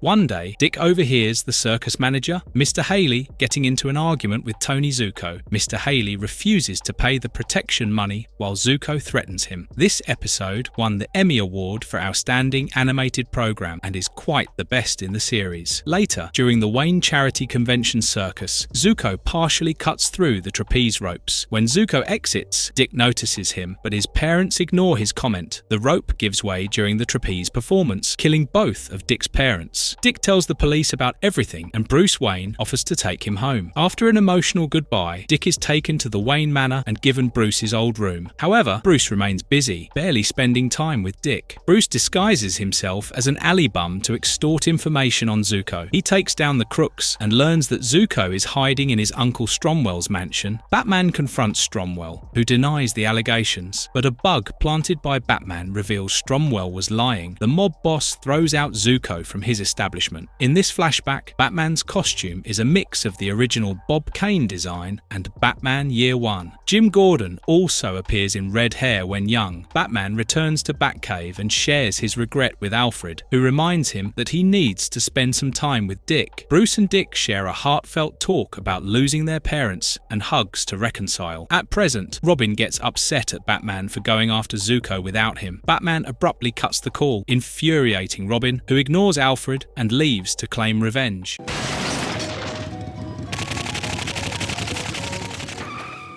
Robin's Reckoning, Part 2. Batman tracks Tony Zuko and learns Robin is out and about to get revenge. Batman prohibits Robin from tracking Zuko and shuts off his tracer, but Robin promises to find Zuko as he once did before. 9 years ago, Dick started adjusting well at Wayne Manor, and their playful fencing match is interrupted by the sudden arrival of Jim Gordon. Dick eavesdrops on their conversation and learns that Zuko was spotted at the east side. The plot is based on Detective Comics issue number number 38, released in 1940. Dick runs away from home and arrives at the shady street, looking for Zuko. He spots a woman being harassed by her pimp. Dick uses his acrobatic skills and whatever he learned from Bruce to trap the man in a bin. The woman treats Dick a dinner and the waitress recognizes Zuko from his picture. She mentions seeing him living in the condemned building. However, when Dick sneaks in on Zuko, he gets caught by the extortionist and soon Batman arrives to his rescue. Dick charges after Zuko in a mad rage but gets shoved and falls into the river. Batman has to let go of Zuko to save him. Batman brings Dick to the Batcave and reveals his identity. At present, a news report about Batman capturing extortionist Ferris Dolan gives Robin a clue. He searches Dolan's flat and puts a tracker on his phone as he redials the last called number. As Zuko picks up, Robin gets his location. Robin's costume is redesigned after Neil Adams' costume, which Tim Drake wore in the comics. But to show that it's Dick, a non-italicized R is used. Meanwhile, a paranoid Zuko constantly fears being captured by the Bat. A small noise makes him berserk as he fires at the roof. Batman drops in from the damaged ceiling and twists his knee. Batman uses a smoke bomb to escape and secretly ties a harness to his leg. It appears Zuko's hideout is an amusement park, and with some great stealth skills, Batman takes down Zuko's henchman. Zuko finally corners Batman on the merry-go-round. He attempts to fire Batman even at the cost of his men. However, Robin arrives at the spot, showing off his amazing motorcycle skills. Robin gets hold of Zuko and is on the brink of throwing him off a bridge when Batman stops him. Robin lashes out at Batman, commenting that he can't possibly understand what Robin feels. However, he quickly realizes his mistake and apologizes. Zuko is arrested while Robin and Batman make amends. The Laughing Fish. In one of Gotham's bizarre events, the fishermen catch a big haul of fish with the Joker's smile. Batman watches the incident and realizes that Joker has made his moves. While Batman dissects the fish in his lab, Joker, Harley, and two henchmen enter Gotham's copyright office. Joker randomly chooses an innocent-looking employee, Mr. G. Carl Francis, and hands him the fish, but Harley sprays him with a mist to make the smell disappear. Earlier in the episode, Batman noted that Joker's twisted demands make sense only to him, and likewise, Joker demands the copyright to the Joker fish so that he can enjoy the royalties. Francis tells Joker that fish is a natural resource that can't be copyrighted. An upset Joker gives Francis until midnight to change his decision. In the meantime, Batman finds that the fish is affected by a toxin that affects fish. He and Alfred watch a commercial for the Joker fish featuring Joker and company. Near the end of the commercial, Joker repeats his threat to Francis. The police guard Francis,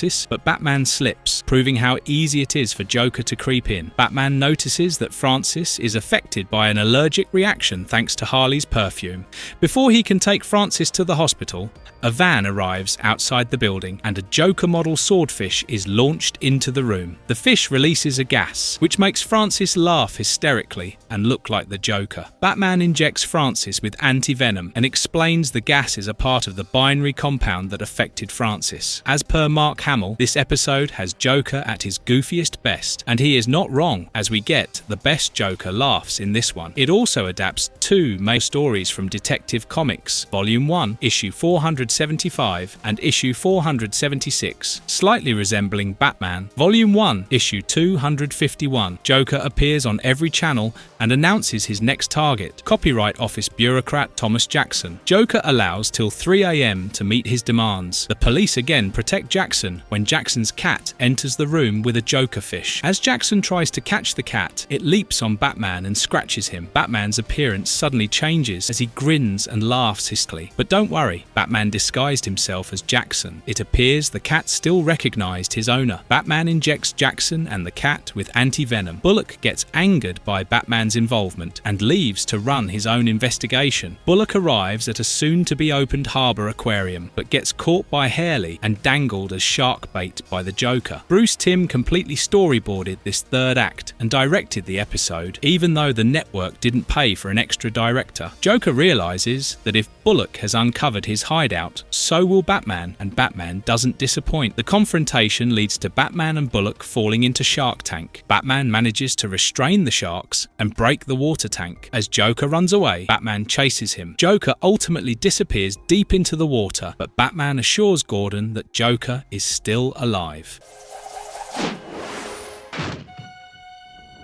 Night of the Ninja. A ninja arrives in Wayne Cosmetics and steals money from the safe. Security follows the ninja to the roof, but the ninja throws the guard's pistol away with a throwing star and slices up his torch before vanishing. Bruce and Dick practice martial arts when Alfred breaks the news. Bruce notes that it's the 7th time in 2 weeks that something similar has happened to one of Wayne Enterprises' buildings. Bruce is revealed to be a black belt, and Dick has a green belt. The next morning, Bruce meets Gordon, and the throwing star reminds him of the time when he was a young man and was in a sparring match with Kyodai Ken. Bruce lost, and Ken made a passing remark, but Master Yoru made Ken apologize to Bruce. Summer Gleason questions Bruce about the incidents, but he leaves without a comment. Later, when Batman leaves the Batcave, Dick insists on joining, but Batman refuses. Dick realizes something is eating Bruce. While driving, Batman remembers the teachings of Yoru. He soon encounters the ninja at one of the Wayne Enterprise buildings. They fight, but the ninja weakens Batman with a gas pellet. Just as the ninja is about to behead Batman, Robin arrives to save him. As the ninja runs, Robin throws his batarang at him, which slices his clothes and reveals a tattoo that Batman once saw on the back of Kyodai Ken. Meanwhile, Summer gets curious about Bruce and decides to attend the Wayne Charities reception. Back at Wayne Manor, Dick and Alfred talks about Ust in Japan, and Alfred worries that Bruce might still be afraid of failing to beat Ken. Unfortunately, Bruce hears everything and leaves. This episode not only pits Bruce against Kyodai, but also puts Bruce and Dick's changing relationship under the radar. At the party, Bruce looks at the swords and remembers the time Kyodai Ken tried to steal a 500-year-old sword, and Bruce caught him. When Yuro expels Ken from the dojo, Kyodai Ken swears revenge on Bruce. In the present, Summer follows Bruce as he gets out of the party and gets in his car. However, Ken knocks them out with a gas and takes them to a storage warehouse. In the meantime, Robin worries about Bruce and tracks him. Kyodai Ken reveals that he has all of Bruce's bank codes to transfer the funds to his own account. As he tries to kill Bruce, Robin enters the premises and triggers the alarm. Ken goes after Robin and topples a water tank on Robin. Bruce also frees himself, but Kyodai Ken returns before he can untie Summer. Since Bruce can't fight as his own self, Robin drops a rug on Summer, giving Bruce a fighting chance. Kyodai gets defeated and jumps into the river to escape, while Bruce thanks Dick for his help.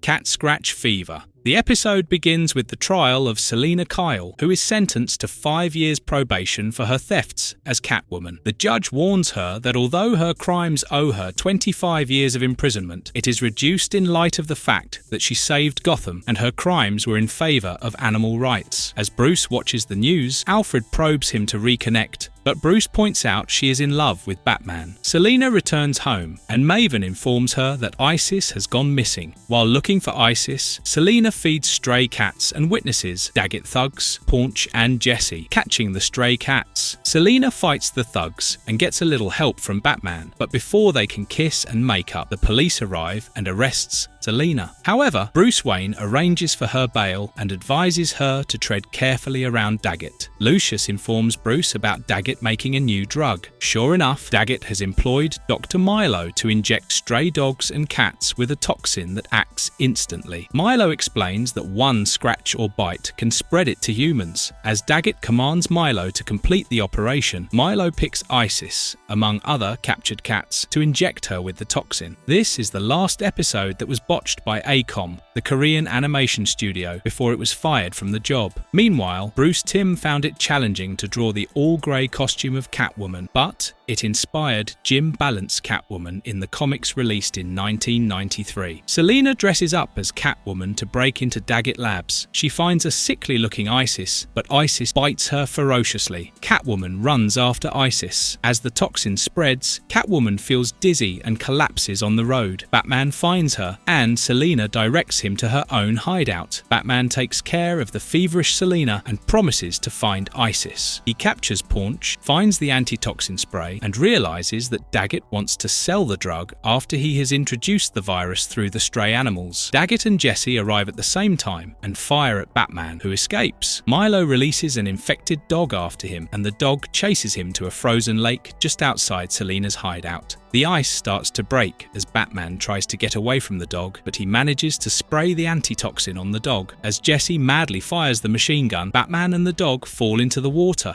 The dog comes up, but Batman succeeds in capturing them. Selina returns home cured and is now called a hero while Daggett is investigated. However, she misses Isis. Somebody lowers a basket to her balcony with Isis in it. As Isis and Selina reunite, she notices Batman swing by.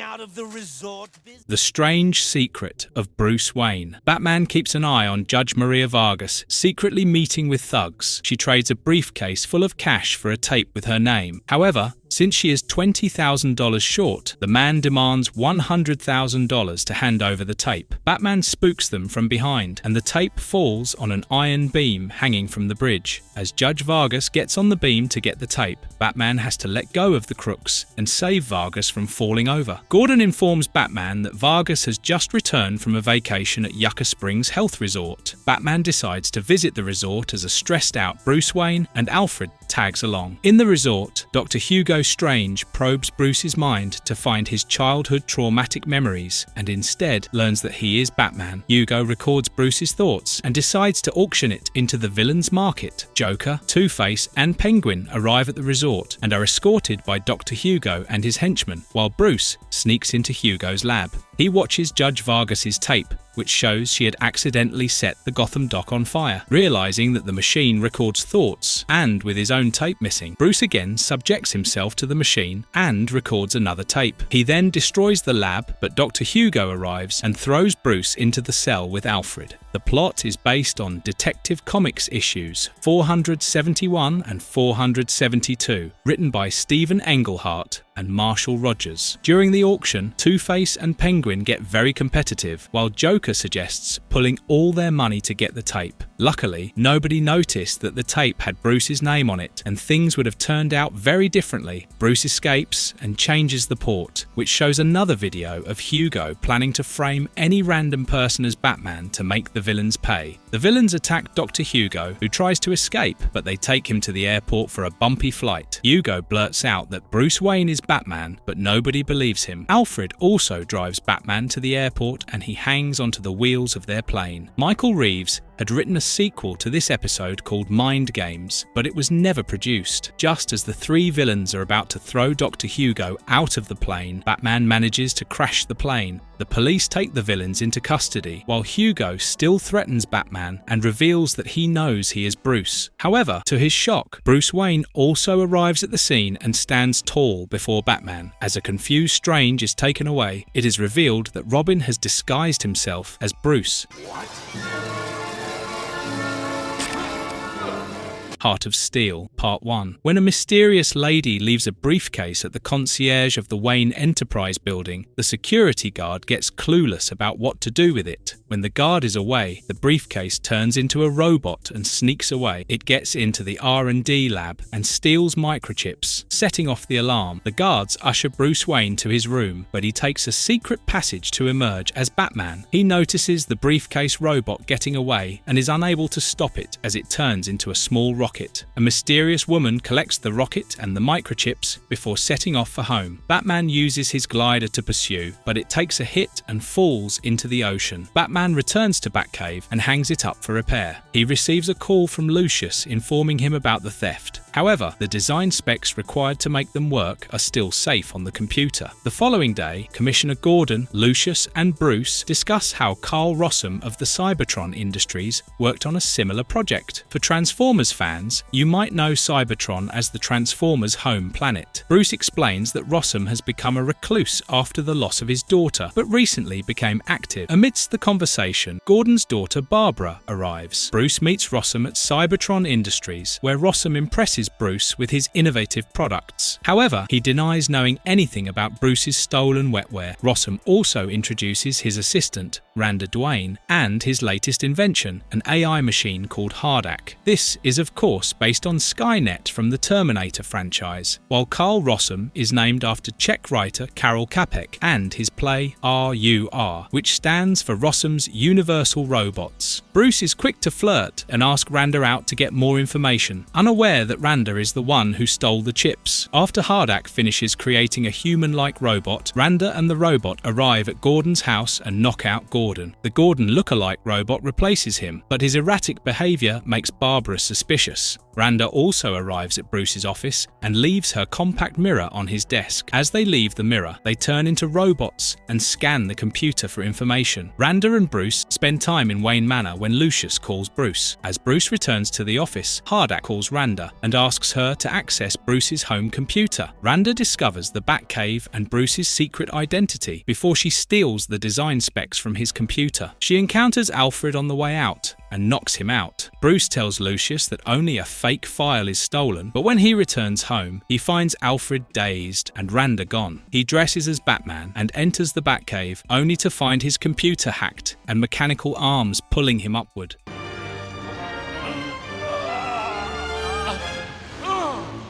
Heart of Steel, Part 2. The second segment of this story arc begins right with Batman struggling with the robot arms. He manages to escape its clutches and pull its wires out. Alfred still doesn't remember what happened, and as Batman tries to trace Hardak, he finds that he is cut off. Back at the office, Barbara spies on Robo-Gordon, who sends Bullock to meet Randa at Cybertron. Meanwhile, Carl Rossum realizes what Hardak is up to and attempts to deactivate it, but Hardak electrocutes Rossum. On the other hand, Mayor Hill is also abducted and soon to be replaced. However, Batman is still not aware of the replacements. He finds Barbara instead of Commissioner Gordon standing beside the bat signal. She tells him about her suspicions, and Batman assures her. However, Bullock arrives at the rooftop and stops him from leaving. He goes a lot overboard and lifts Batman. But wait, when did Bullock turn into a superhuman? Barbara tries to stop him, but Bullock kicks her.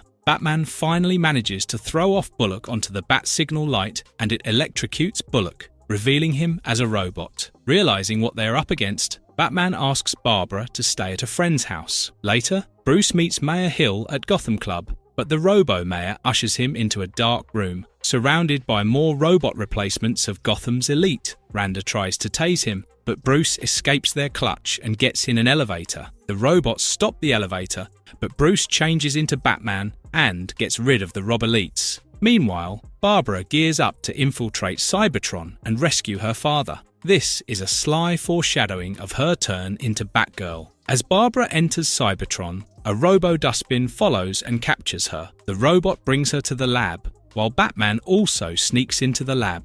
Hardak shows that the abducted humans are kept in a hydrostasis tank. Hardak explains that the idea of replacing humans with more perfect robot versions came from Rossum's original idea when he was dealing with the loss of his daughter. Batman battles the robots and damages Hardak, and as the stasis tank breaks, Barbara escorts the captives out. Batman continues fighting with Randa, who is also revealed to be a robot. Barbara returns to help Batman, and after he finishes Randa, Barbara and Batman escape before the building explodes. Rossum feels guilty, but Mayor Hill assures him that the investigation will show that he is not at fault. The episode ends with Barbara claiming she enjoyed the action.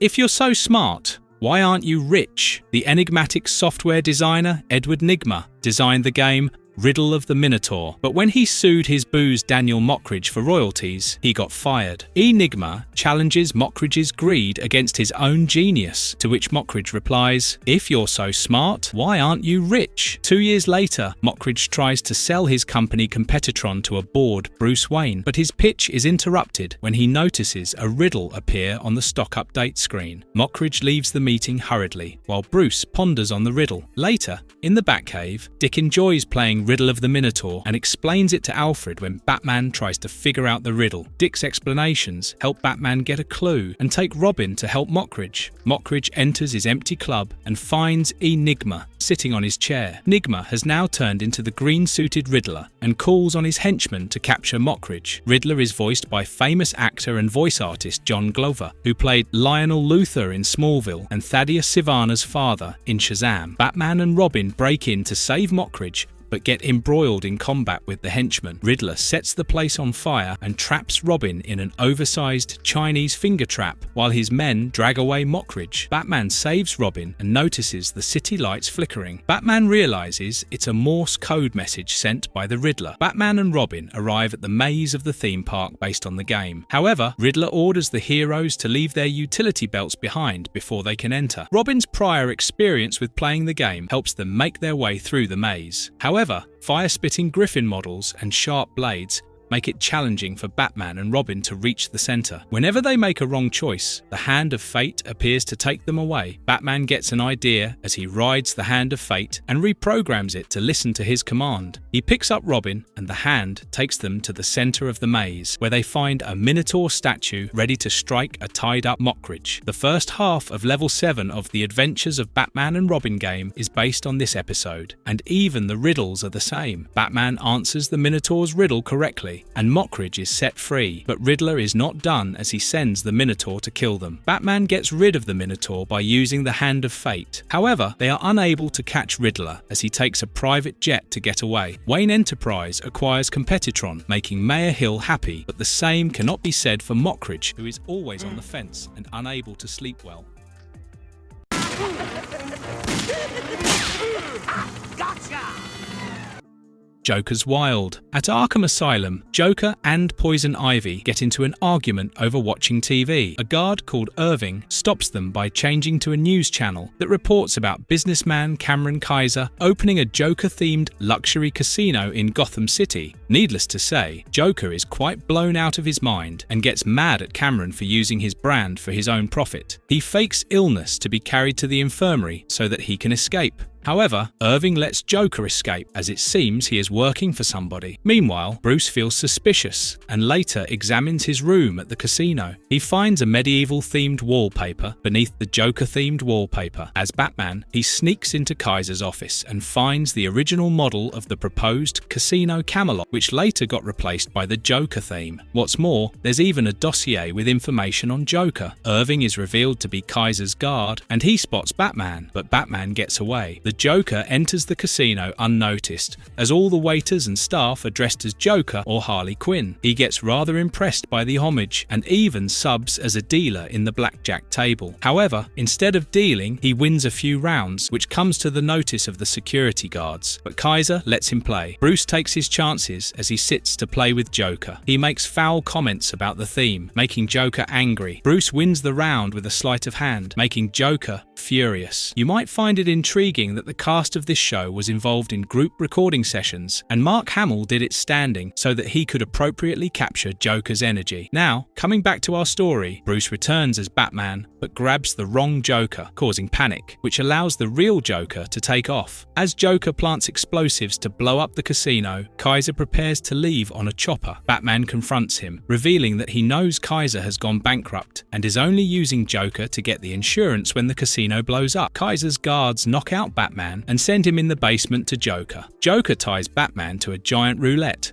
and Batman reveals how Kaiser has been playing Joker. The Joker decides not to blow up the casino and handle Kaiser himself, but he throws a bomb at the roulette to kill Batman. It's not too difficult for Batman to escape, and he goes after Kaiser's hijacked chopper. As Batman and Joker fight, the chopper crashes into the casino, and Batman manages to shove Joker onto a slot machine, hitting the jackpot. Later, the grumpy Joker tries to change the channel at Arkham, but the others enjoy watching him and Kaiser getting arrested. Tiger. When Selina Kyle visits a zoo to meet a captive tiger, she is kidnapped by a man-ape. The frightened guard is shoved into the tiger pit as the assailant runs away with Selina. Bruce waits for Selina at a restaurant when a staff tells him that Selina will be late as she is visiting the zoo. Bruce visits the zoo, where the police interrogate the guard, and he informs them about the man-ape. Bruce also finds a dart and realizes what must have happened. Meanwhile, Selina is brought to Dr. Emil Dorian's island, who has created a humanoid cat tigress. Dr. Dorian explains that he splices human genomes with that of animals, but cats are his favourites. The story has significant similarities with H.G. Wells' The Island of Dr. Moreau, and Dr. Dorian is also based on Dr. Moreau. but he has more resemblance to Dr. Pretorius from Bride of Frankenstein, 1935. Dorian introduces the man-ape as Garth and then injects Selina with a serum. Batman takes the dart to Dr. Kirk Langstrom, the Man-Bat, who recognizes the sample as a compound that was created by his old partner Dorian. He also shows Batman a cat monkey to explain what Dorian usually works on. Batman heads to Dorian's island and soon encounters Garth. They fight and fall through the skylight, but Dorian is relaxed. He orders Garth to leave and introduces Batman to his latest creation, a humanoid cat, Selina. Batman is devastated and breaks the glass to set her free. As he tries to draw Selina's attention, Selina recognizes him. However, Tigress butts in as he sees Selina as his mate. Tigress attacks Batman upon Dr. Dorian's instruction, while Selina tries to intervene. She gets confused, and Dorian calls on Garth to take her away. Dorian offers an antidote to reverse Selina's condition if Batman fights Tigress, which will help Dorian examine Tigress's prowess. Dorian gives Batman a head start, but Tigress soon catches up with him. On the other hand, Dorian and Garth try to shoot Selina with the final serum to make her change permanent, but she escapes them. Batman finds Tigress can speak as he confesses that Dorian told him that with Batman gone, Selina would be his. Batman and Tigress fall from a hanging bridge, and when Tigress attacks, Selina comes in between. An upset and confused Tigress runs off to Dorian, who slaps him for his incompetence. Batman arrives at the scene and seeks the antidote, but Dorian tries to kill Selina. An angered Tigress blows up the lab, but still saves Dorian. Since Selina refuses to be with him, Tigress gives Batman the antidote and asks him to take care of his father, Dorian. As a lonesome Tigress returns to the forest, Batman recites William Blake's poem, The Tiger. Moon of the Wolf. As a zoo security guard walks his dog in the park, he gets attacked by a werewolf-like creature. Batman arrives and rescues guard John Hamner from drowning when the werewolf shoves him into the water. Batman visits Commissioner Gordon for information, but Gordon only comes up with the news of the theft of 2 Alaskan timber wolves from Gotham Zoo. The werewolf bursts into a cabin with Dr. Milo inside and transforms into a man called Anthony. However, when the man tells Milo about Batman, he plans to take down the Bat. The next day, the radio announces that Olympic champion Anthony Romulus will double the donation for a cause if Batman personally visits him to collect the check. Later, in an athletic club, Bruce confirms with his friend Romulus if he will keep the word. He arrives at Romulus's house as Batman. Romulus knocks him out with a gas. Milo and Romulus restrain Batman in shackles so that he can watch Romulus transform and attack him. Romulus is not happy with the arrangement, but Milo reminds him of how he won gold medals. It appears Romulus wanted Milo's performance enhancer, but since he did not want to fail the steroid tests, Milo concocted a serum with steroids and Timberwolf estrogen. A desperate Romulus simply snatched the serum and consumed it, but in addition to winning him medals and a fortune, it also transformed him into a werewolf. Since Romulus didn't want to share his fortune with Milo, it gave the Doctor a chance to blackmail him. However, Milo mentions that Romulus's lycanthropy is irreversible, but an advanced stage can be cured. The episode is adapted from Len Wein and Neil Adams' story of the same title in Batman Volume 1, issue number 255. Meanwhile, Bullock confronts Hamner for the wolf theft and learns that Hamner was paid to leave the cage door open. On the other hand, Milo refuses to give Romulus the antidote, but it backfires as, upon turning into a werewolf, Romulus attacks Milo, knocking him out. The werewolf also attacks Batman, who gets free of his chains and fights the creature in a stadium. However, Batman finds the odds unbalanced and climbs to the top of the stadium. As Batman struggles with the werewolf, Bullock and his team arrive, but Bullock enjoys Batman's plight. Batman manages to electrocute the werewolf with lightning, and he falls into the river, never to be found. Milo is taken to the hospital, while Romulus's house and stuff get sold to pay off the creditors as he disappears from Gotham. However, a wolf howling at the full moon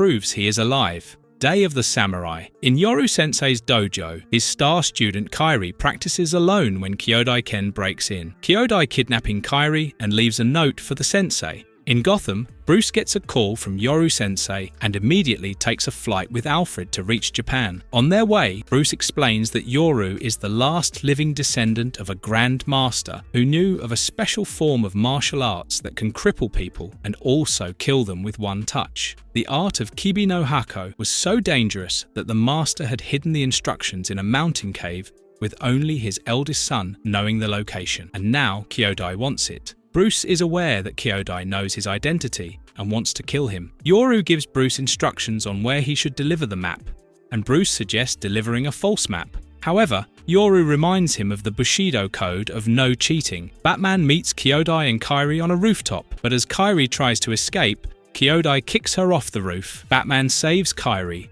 but the map slips out of his hand, and Kyodai obtains it. Batman chases Kyodai, but he escapes. Kairi Tanaga reappears as an old woman in the Batman Beyond 1999 episode The Curse of the Cobra, where she is shown continuing Sensei Yoru's dojo in Gotham. Kyodai uses the map to find the scroll, but it crumbles when he touches it. However, Kyodai leaves with a few pieces of paper. Batman arrives after Kyodai and takes the rest of the fragments to Yoru-sensei, who notes that the Onimuri attack or the Death Touch instructions are missing. Meanwhile, constant tremors on Mount Kajiki warrant evacuation. Kyodai kidnaps Alfred and calls Bruce to meet up. Batman finds Kyodai's place and notices a model for practice with markings on spots. He notices the spot that has been hit the most. Batman confronts Kyodai on the slope of Mount Kajiki. The volcano erupts, and Kyodai asks Batman to remove his cowl. As the ninja and the samurai fight without masks, Kyodai succeeds in using the deadly touch. Bruce pretends to die but comes back stronger and defeats Kyodai. A tremor separates them, but Kyodai refuses to take help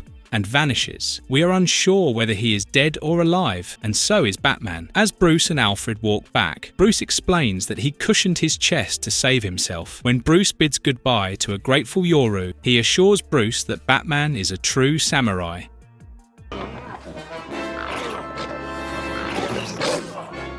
Terror in the sky. On a winter night in Gotham, a group of dock workers are treated to a vision of a giant man-bat chomping on fruits. After satisfying itself, the creature returns to Kirk Langstrom's home. Kirk wakes up in a panic and notices a rug with fruit stains and claw marks. While Francine sleeps peacefully, Kirk removes the rug secretly. The dock workers report the incident to the police, and Batman listens in. Meanwhile, Francine finds the rug in a bin and questions Kirk about it when Batman confronts Langstrom and blames him for consuming the drug. Langstrom argues that Batman's antidote didn't work, and a frustrated Francine leaves hurriedly. Batman takes Kirk's DNA to find the truth. Bruce Timm wanted to make an episode where Batman turns into a vampire, but while we found the idea intriguing, Fox Kids Network didn't approve of it. Batman gets attacked by the Man-Bat, who chases him through the streets of Gotham. Batman rides the Batcycle through a train track and uses a grappling hook to tie the Man-Bat, but as a train comes, he has to abandon the Batcycle, and the Man-Bat escapes. When Bruce gets his wound treated by Alfred, he notices a hair sample to run the test. Batman returns to Kirk to confirm that he is not the Man-Bat, but Kirk informs him that Francine has left him. Kirk leaves for the airport, while Batman blames Dr. March for continuing his research on creating the Man-Bat hybrid. It is revealed that the last sample of the chemical was destroyed, and Francine helped clean the glass from where she got infected. On the flight, Kirk approaches Francine and they resolve their misunderstanding, but Francine feels sick and rushes to the bathroom. She gets horrified as she turns into the Bat creature. The plot is based on the story Man-Bat over Vegas in Detective Comics Volume 1, issue number 429. The passengers get terrified while Francine breaks open the plane door and flies away. Kirk falls off the plane, but Francine catches him. Batman flies Batwing to save the air hostess and helps in closing the plane door. Batman follows Woman Bat as she takes an unconscious Kirk to the top of the Gotham Bridge. As Batman fights with the creature, he uses darts to shoot her with the antidote serum. As Francine returns to her original self, she slips, but ironically, Kirk and Batman help her up. As the couple reunites, Batman leaves. Trick or treat. Almost got him. In this top-rated episode, we have Batman's finest adversaries reminiscing when they almost got him. The Joker, Two-Face, Penguin and Killer Croc play a game of cards when they discuss how Batman is almost everywhere, foiling their plans, and has recently captured the Mad Hatter. Two-Face feels Gordon has a SWAT team of Batmen, while Penguin is correct in assuming he has experienced some form of crime-related trauma. Killer Croc thinks Batman is a robot, but we like how Joker thinks Batman is an ugly guy who wears a mask. Poison Ivy joins the team and begins telling how, on a Halloween night, she planned to release toxic gas from pumpkins when lit. As she expected, Batman arrived at the pumpkin patch, and Ivy attacked him with a gas. When Ivy tried to unmask Batman, a fight ensued that caused the pumpkins to explode. Batman called upon the Batmobile to subdue Poison Ivy and fetch an oxygen mask. Two-Face goes next, as he recalls robbing the Gotham Mint for $200,000 in $2 bills with the help of the Two-Ton Gang. The henchman had caught Batman and strapped him on a giant penny while Harvey took away his utility belt. Two-Face wanted to flip a coin to decide how Batman would be killed, but Batman has got hold of the coin. Two-Face catapulted the giant penny, but Batman escaped the restraints and even defeated Two-Face. The story becomes more humiliating as Gotham Mint allowed Batman to keep the penny, which now adorns the Batcave. However, nothing is worse than Killer Croc's story, which involves Killer Croc throwing a large rock at Batman. Penguin tries to impress the folks by telling how he lured Batman into an aviary of doom, or in simpler terms, Killer Birdhouse. Penguin pretended to break in when Batman appeared at the scene and chased him inside. Penguin had sprayed Batman with a red mist, and once Batman was inside, poison-beaked hummingbirds started attacking him. Penguin explains how the poison would kill him, but Batman uses his batarang to switch on the sprinklers, and the birds fall to the ground. However, before Batman can administer the antidote, a cassowary attacks him. Batman uses one of the poisoned hummingbirds to get rid of the cassowary. As the aviary blows up, Batman escapes while Penguin flies away. The episode is based on a 4-part comic book story in Batman Volume 1, issues 291 to 294. However, the villains involved were Catwoman, the Riddler, Joker, and Lex Luthor. Finally, Joker tells his story. His gang held a late-night show set hostage while Batman was strapped to a laugh-powered electric chair. When Joker releases a laughing gas in the audience, it increases the chair's power, electrocuting Bamtan. Catwoman breaks in to help, and Batman uses the distractions to get free. Joker tries to escape, but Catwoman stops him. However, Harley Quinn knocks out Catwoman. Joker finishes his story abruptly and collects the wins that he got through cheating. Killer Croc probes Joker to finish his story, and Joker explains that he has instructed Harley to take Catwoman to the cat food factory. He plans to join Harley and deliver her as cat food to send to his adversary. Cryptozoic created a poker game based on this episode called Almost Got Him. Killer Croc now reveals himself as Batman in disguise, while the rest of the patrons are the police. As the villains get arrested, Batman arrives at the cat food factory. Harley switches on the conveyor belt and tries to run, but Batman catches up to Harley and switches off the conveyor belt. Catwoman suggests that instead of saving each other's lives, they should now get away from all this and start a life without a mask. However, with a maybe, Batman leaves, and Catwoman reflects on how she almost got him.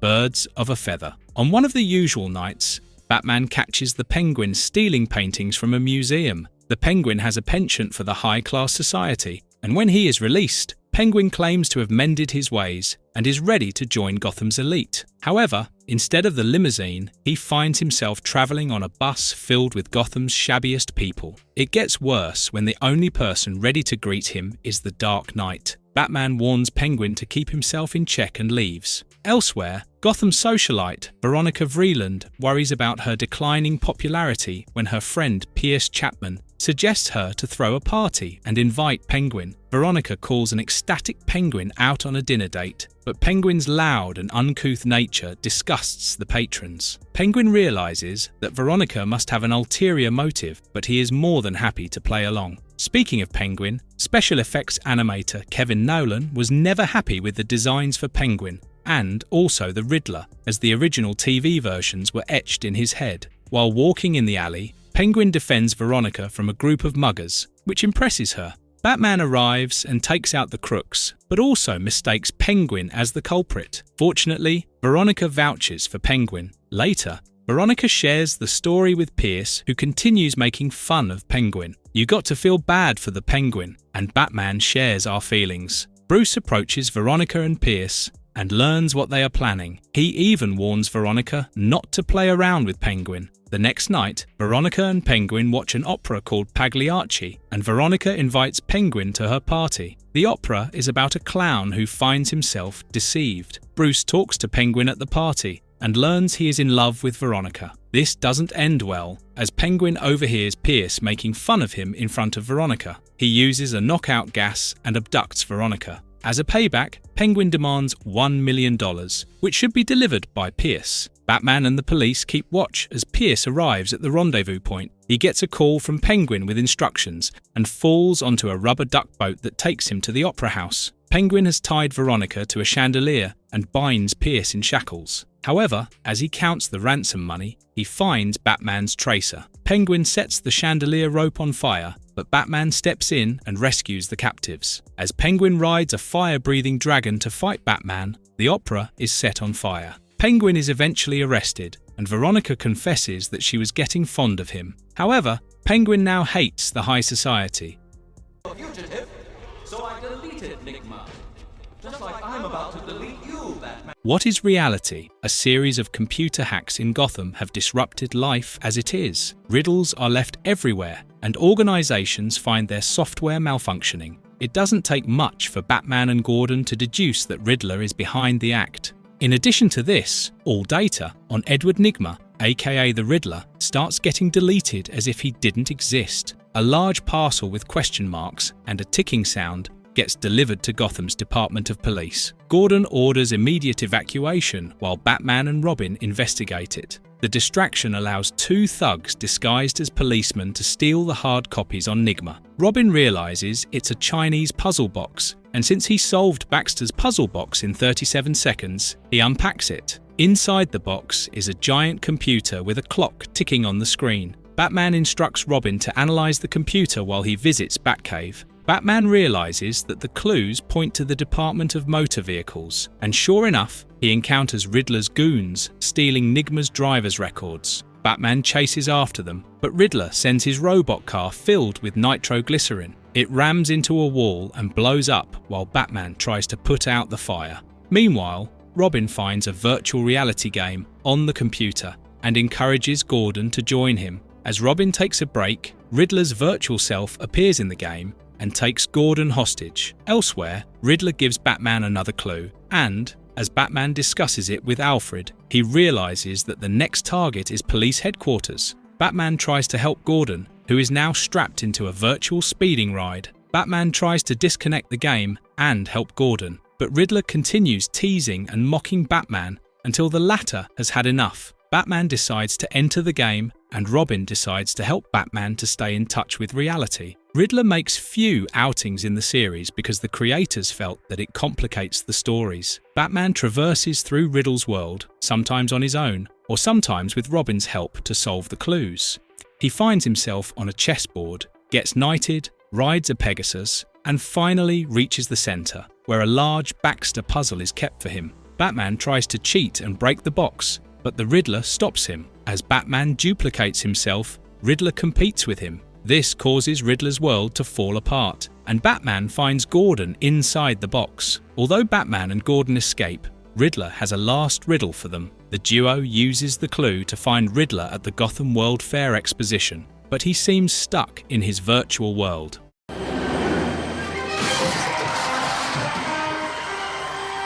I Am the Night. It's the death anniversary of Bruce Wayne's parents, and a tired Batman sits inside the Batcave contemplating his life. The news about Penguin's conviction being overturned makes him wonder if what he is doing is of any worth. Alfred assures him and hands him a package for his appointment. Batman meets Leslie Tompkins at Crime Alley, and like before, he places 2 roses in the spot where his parents died. He notices a group of thugs bullying a young boy called Wizard to pay them for working in their corner. Batman saves an ungrateful Wizard and finds the roses quashed under one of the crook's body. Batman asks Leslie to admit Wizard to Mitchell Street mission. As a result, Batman runs late in aiding the police raid on a Gotham gang headed by Jimmy the Jazzman Peak. Gordon realizes it's a setup, and Jazzman has scores to settle with Gordon. Although Batman catches Jazzman and the gang, Gordon gets shot. Later, a guilt-ridden Batman visits Gordon in the hospital, and Barbara assures him that she doesn't blame him. However, Harvey Bullock enters the room and blames Batman for Gordon's condition. Originally, the creators wanted Robin to be shot on camera, but Fox Kids didn't allow it, so they used Gordon instead. Batman returns to Batcave and destroys his lab in despair. While Batman shuts himself up, Judge Vargas sends Jazzman to Stonegate Penitentiary. Jazzman plans to break out and finish Gordon for good. On the other hand, a desperate Alfred calls for Dick's help to bring around Batman. Dick tries to talk to Batman, but he gets upset at the thought of not being able to save his close ones like Leslie, Alfred, and Dick. It is rather shocking to see Batman deciding to quit. Meanwhile, Jazzman escapes prison, and when Dick goes to the hospital, Barbara shares her worries with him. Dick returns to Bruce and implores him to save Gordon. It eventually works, as Batman joins Robin just in time as Jazzman tries to enter Gordon's hospital cabin. Batman fights Jazzman at the side of the building, and finally, Jazzman gets apprehended by Bullock and his team. Gordon wakes up and thanks Batman, wishing to be more like him. On his way, Batman notices Wizard waiting for a bus with a suitcase. Batman assumes the Wizard has stolen the suitcase, but the boy assures him that he has been reformed.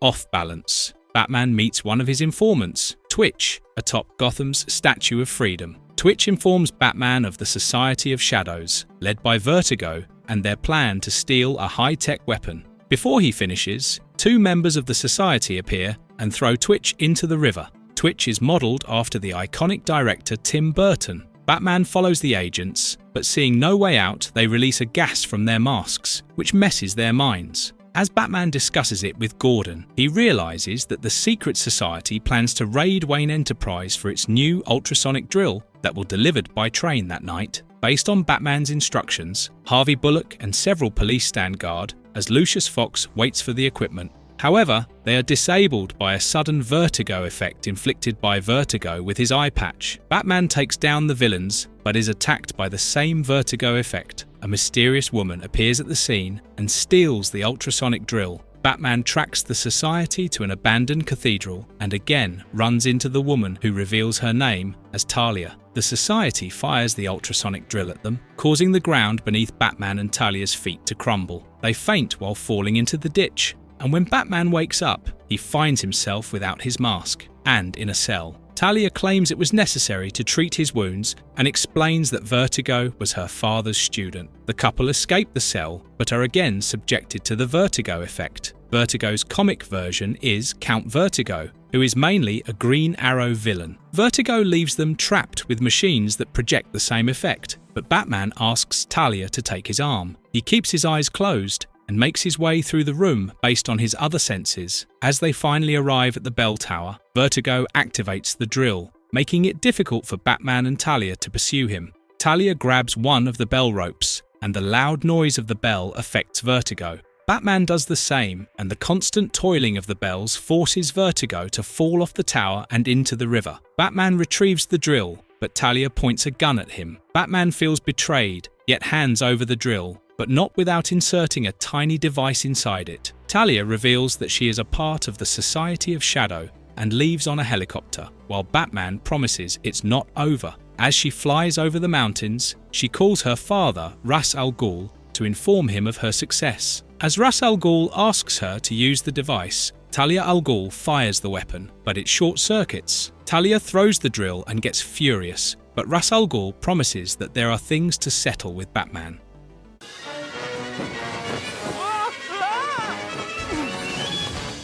The Man Who Killed Batman. On a rainy night in Gotham, a man gets drenched as he runs across the street and arrives at Rupert Thorne's house. The clumsy and shaky man introduces himself, but Thorne knows that he is Sidney Debris, the man who killed Batman. Yet, this terrifying and unbelievable fact is the source of Sidney's problems. Sidney starts by describing how he wanted to make it big in the drug racket. He was working with a gangster, Eddie G, who gave him the nickname Sid the Squid. Unbeknownst to Sidney, Eddie wanted to use Sidney as bait for Batman while the rest would escape. Batman confronts Sidney, but the gangsters misunderstand Sidney's clumsiness as valor. When Sidney accidentally falls over the ledge, Batman tries to pull him, but Sidney foolishly grabs him, making Batman slip and fall on a gas tank, which explodes. The gangsters celebrate Sidney's success, but a random thug challenges Sidney. It leads to a huge bar fight and all of them are arrested. In prison, Bullock informs Officer Montoya about the sad demise of Batman, which makes Sidney shiver in fear. Renee goes to check on Gordon, while Bullock questions the goons about Sidney. Lawyer Harleen Quinzel bails out Sidney, but once they are in the car, Harleen reveals herself as Harley Quinn. She takes Sidney to Joker, who decides to pull off a heist to ensure Batman is dead. Joker takes Sidney and his gang to rob a museum, but Batman's absence upsets him. Joker's design for the series is mostly based on the comic version, but it also takes elements from the film Batman, 1989. Later, Joker arranges for Batman's funeral at a chemical plant where Joker was created. Joker's eulogy about his dream of killing Batman makes Harley wail uncontrollably. Joker blames Sidney and confines him in a coffin before dumping it in a tank of acid. Harley plays Amazing Grace with a kazoo, which oddly didn't attract any controversy. Luckily, Sidney's coffin washes up ashore on Gotham River, and he reconnects with Eddie to set up with Thorn. In the present, Thorn believes Sidney is playing naive and after his drug empire, but Batman arrives at Thorn's room and saves Sidney. He reveals faking his death and swinging away before the gas tank exploded. Sidney realizes that Batman is also the one who saved him from the coffin. Sidney is still arrested for drug racket, but as he enters the prison, he finally becomes the big shot he always wanted to be. Upstage me for the last time, Batman.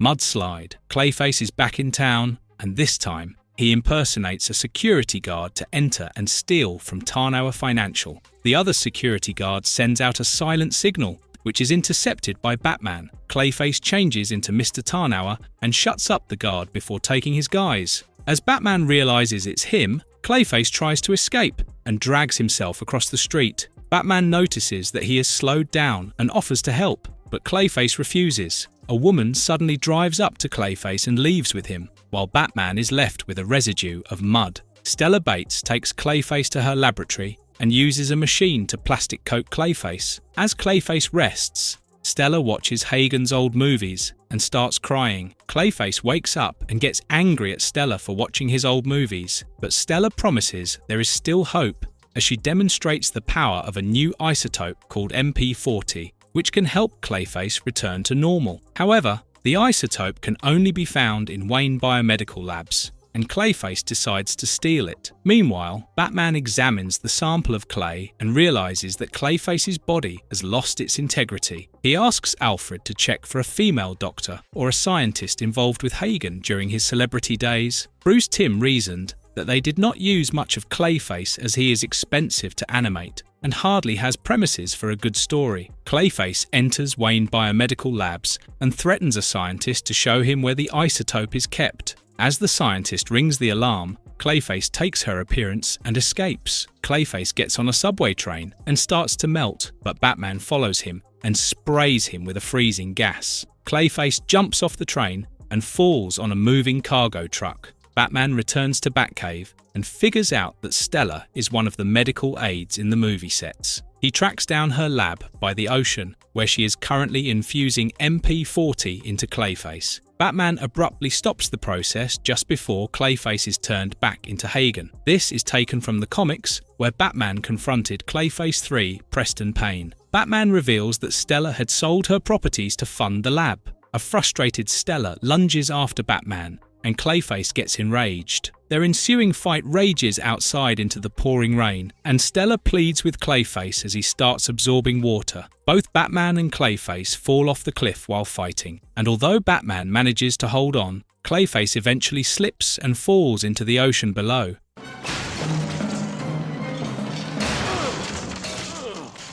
Paging the crime doctor, an armed truck gets attacked by an ambulance on the streets of Gotham. The ambulance drivers are Rupert Thorne's thugs, and they steal a box from the truck. Batman appears to stop them, but one of the thugs takes out a specialized surgical laser from the box and fires at Batman. It grazes his cowl, and Batman falls off the bridge onto a cable car, assuming Batman to be dead. They deliver the laser to a skeptical Thorne, who presents it to his brother, Dr. Matthew Thorne. Matthew is not too happy with the developments, as he has lost his license after getting embroiled in his brother's affairs. The two brothers argue, and suddenly, Rupert suffers chest pain. Meanwhile, Bruce is treated by Leslie Tompkins, who instructs him to take a few days of rest. At this point, Leslie should know her advice is pointless. Matthew finds out that Rupert has a tumour that is affecting his heart and suggests operating it in a hospital. Rupert refuses and suggests an alternative, promising to help Matthew get back his license. Matthew approaches Leslie, and when she refuses, Matthew is forced to let the thugs kidnap her. Meanwhile, Bruce recognises one of the thugs as Thorne's. He and Alfred visits Leslie, only to find her place trashed. While searching the room, they find a picture clicked by Matt of Leslie and Thomas Wayne. The three are revealed to be friends, and a quick review of the yearbook reveals the rest. The series has maintained a noir atmosphere with its art and animation, especially since it's drawn with white pencils on black-toned paper and not on white paper with black graphite. After a successful surgery, Rupert's thugs plan on killing Leslie, but Matthew claims he can deliver a less painful and dignified death. However, instead of Leslie, Matthew stabs one of the thugs with a sedative and makes a run for it. Batman also arrives at the building, but the concussion makes it a little difficult for him to fight. Meanwhile, Matthew makes a daring jump and asks Leslie to follow. Batman stops the goons chasing the doctors and saves Leslie. Matthew is ultimately arrested, but Bruce offers to help in return for a favour. Matthew refuses, assuming it would be something illegal, but Bruce assures him that he only wants to know about his father.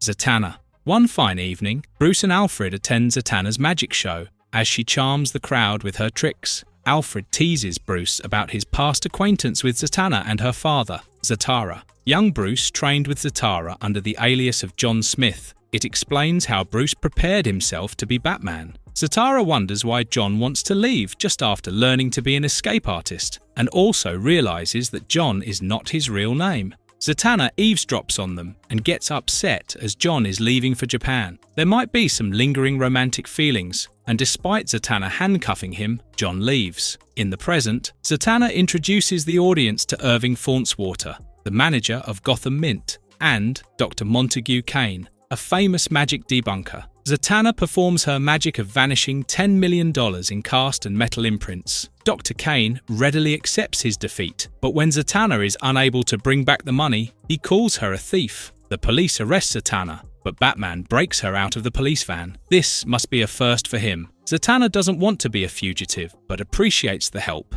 and the two return to the Mint. Batman is already aware of Zatana's trick, but unfortunately, somebody else does too, and stole the money before she performed. They suspect Kane, and Batman decides to raid his house while Zatana insists on tagging along. The story was originally supposed to feature the Gentleman Ghost as the antagonist, but producer Alan Burnett did not want it to be supernatural. Once they arrive at Kane's house, Batman and Zatana are lured into a trap and fall through a trapdoor with a room full of spikes. They manage to escape and confront Kane aboard his private plane. Kane makes lurid passes at Zatana and tries to throw them into the ocean, but Batman and Zatana cut free to re-enter the cockpit. They subdue Montague, who is later arrested by the police. As they say goodbye, it seems Zatana has finally figured out Batman's identity. Batman even offers Zatana a ride, but she pulls off a disappearing act with a promise. The Mechanic. It's time the story focuses on one of the important characters of the series, the Batmobile. It starts off with Batman and Robin chasing Penguin's car, ridden by his henchmen Eagleton, Falcon and Sheldrake. Penguin's car falls off a drawbridge and crashes into a garbage ship, passing underneath, while the Batmobile crashes onto the drawbridge, earning significant damage. Batman and Robin take the car to Earl Cooper's garage. As Earl and his daughter Marva inspect the damage, they inform Batman that repair will take around a week. The heroes leave on Batcycles, while Earl orders the spare parts online. Meanwhile, Penguin is upset with the botched operation, and, to appease him, Falcone introduces Arnold Rundle, an employee of a company that sells auto parts. Rundle explains that a recent order from Earl's garage made him think it was for the Batmobile. Rundle has carefully cross-checked all past data and confirmed it. However, it doesn't look good for Rundle, as Penguin hands him a check and leaves him on the rubber ducky boat that gets dragged onto a whirlpool. Penguin and his gang arrive at Earl's garage and threaten to hurt his daughter to make him speak. Earl tells them how he was an engineer for Global Motors, but when the company leaders ignored his warnings of safety defects in their cars, he resigned. Batman saved Earl from goons who were sent to silence him, but being a whistleblower cost Earl his career. It was Batman who sought his help in building the Batmobile and paid him in cash to set up the garage. The Batmobile shown here pays homage to the Golden Age designs with the Bat's face on the front. Penguin forces Earl to tamper with the Batmobile so that Penguin can control it with a remote. When Batman and Robin arrive, Earl tries to warn them and mentions that he has repaired the air conditioning switch. As soon as Batman and Robin leave, Penguin and company follows them. Penguin controls the Batmobile and takes the car to the airport. Batman explains Earl's warning to Robin, and while Penguin tries to crash the car, Batman and Robin eject before the car blows up. Earl also sprays Falcone with oil and hoists him with the help of tyres. Meanwhile, Batman and Robin chase after Penguin and rescue Marva, who takes her chances by stomping on Penguin's feet. Penguin is arrested and gets mad as he is made to clean license plates at Stonegate Penitentiary. Earl's garage location has changed since Penguin found it, and Batman promises that in the future, orders will be made through dummy corporations to prevent being discovered. A cheerful Earl proceeds to explain the new modifications he will make to Batmobile. Doesn't work on me. Harley and Ivy. Batman chases after Joker and Harley Quinn. Joker ignores Harley's suggestions and makes her do as he wants. She also mistakenly hands him the wrong gun, making it easy for Batman to grapple the rear of Joker's car, but she succeeds in driving the car away from his grasp. Joker still scorns Harley and throws her out while Harley promises to show him what she can do. Harley arrives at a museum to steal the Harlequin diamond and avoid triggering the alarm, but it rings anyway. Harley spots Poison Ivy running away with a box and helps her escape the police. Poison Ivy takes Harley to her hideout, which is an abandoned housing complex built on an area over a toxic waste dump. As Ivy is already immune to poison, she injects a reluctant Harley with an antidote. According to Arlene Sorkin, the voice of Harley, this is her favourite episode, while the character of Harley is based on Judy Holliday, actress and comedian. The girls attack the Peregrinators Club with vine creepers and loot the trophy room. Soon, they took over Gotham City and made it to the front of the newspapers. Batman takes a sample of soil from Ivy's wheel marks and examines it in the lab, while Joker starts missing Harley and gets shocked when he reads the newspapers. This is perhaps the most iconic relationship in DC that blossomed from friendship to love, but no relationship is without its trials and tribulations, as Harley misses her pudding and calls him up, allowing him to track her down. But before Joker, Batman arrives and gets captured by Ivy's creepers. The girls chain him and throw him into a waste pit, but as they re-enter their house, they find Joker and his gang encroaching. Joker tries to take away all the loot, but Poison Ivy fights him. Batman escapes the pit and takes down the thugs and Joker, while Renee Montoya succeeds in capturing the girls. As all are sent to Arkham Asylum, Joker promises not to work with girls, but Harley still dreams of working things out with him, while a mad Ivy throws mud at Harley. Wait! Shadow of the Bat, Part 1. As Rupert Thorne and his men move stuff from the warehouse, they get surrounded by Gotham police, led by Commissioner Gordon and Deputy Commissioner Gil Mason. Batman helps catch Thorne and gift wrapping it for the police. However, credit is hogged by a mysterious informant that sparks Batman's suspicions. The next day, Jim Gordon teases his daughter about her growing friendship with Mason, but to their surprise, Mason appears at his doorstep to arrest Gordon for taking a bribe from Thorne. The news of the arrest enrages Bruce, while Barbara complains to DA Janet Van Dorn for not granting Gordon bail. Bullock announces the GPD will conduct a rally to support Gordon, but the idea is Mason's. Batman examines the police evidence and sends a communicator to Gordon's cell to inform him that the evidence is forged. Upon Gordon's request, Batman checks on Barbara, who requests him to attend the rally. Batman refuses and instead uses a disguise to find evidence for Gordon.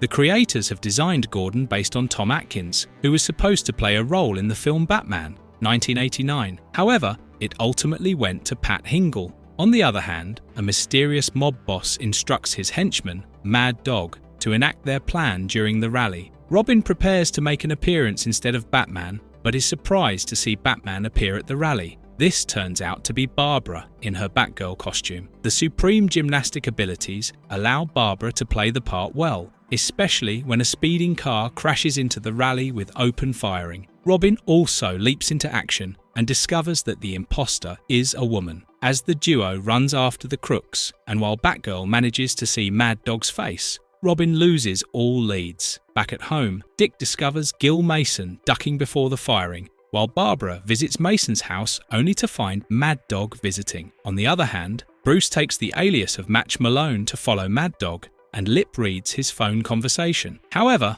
when he climbs the building, the windows electrocute him. Malone finds out that Two-Face is running the operation, while Barbara officially becomes Batgirl, taking up crime fighting.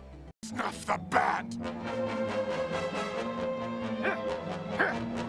Shadow of the Bat, Part 2. Both Robin and Batgirl individually set off to spy on Mason. There is also a subtle hint of romance as the duo perches on a rooftop to watch Mason. They find out that Mason is ordered to meet someone at the South Gotham subway. Robin asks Batgirl to go home, and she fiendishly agrees. Two-Face asks Mason if he knows Malone, and Mason replies, no. As Mason complains about being called for a trivial thing, Two-Face threatens him and reveals his plans to make Mason the commissioner once they dispose of Gordon. It also appears that Harvey Dent had appointed Mason as Gordon's assistant, and now, as Two-Face, he was the one serving anonymous tips. During this conversation, Robin sneakily takes out one of the thugs, while Batgirl trips on the thug's leg, revealing herself to both Robin and the thugs. As Two-Face and the gang fire at them, Batman warns Robin and jumps into hiding. Two-Face and the gang escape the subway, but close up the exit by bombing it.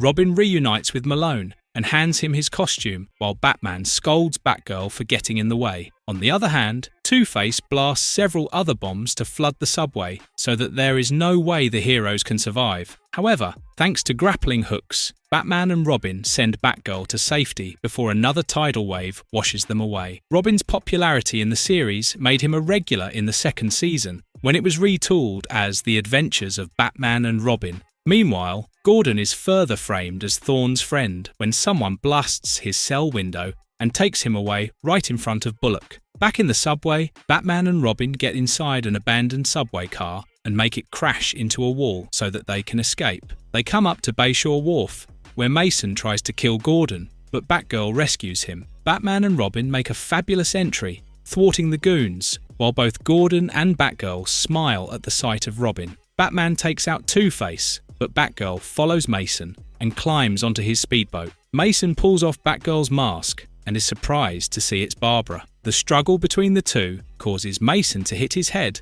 and later, Summer Gleason reports that Mason is still in a coma while Gordon is exonerated. Summer asks Gordon if he likes the addition of Batgirl, and Gordon agrees.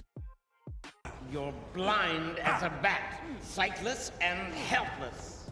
Blind as a bat, Wayne Tech's newest innovation is a military helicopter called Raven X-111. As Bruce Wayne faces the military officials, Dr. Lee presents Raven X-111's stealth abilities and ZVF sensor, which uses computers to turn sensory data into images, allowing the chopper to attack even in the dark. However, just after the demonstration, the helicopter goes rogue and starts shooting at the military. As the military finds the tied-up real crew, it is revealed that the helicopter was hijacked by Penguin and his crew. While trying to save Dr. Lee, Bruce gets exposed to the explosions, which causes him to lose his eyesight. Bruce refuses to be seen by Wayne Tech doctors and calls for Leslie Tompkins who tells him that the blindness is temporary, but he needs complete rest for a few days to prevent permanent damage. Rest is a luxury for Batman, as Gordon lights the bat signal. With Batman not showing up, Gordon, Mayor Hill and Bullock are in a bind. Penguin calls Hill's office to send him a reminder on the ransom, and Hill requests a few days, but Penguin refuses.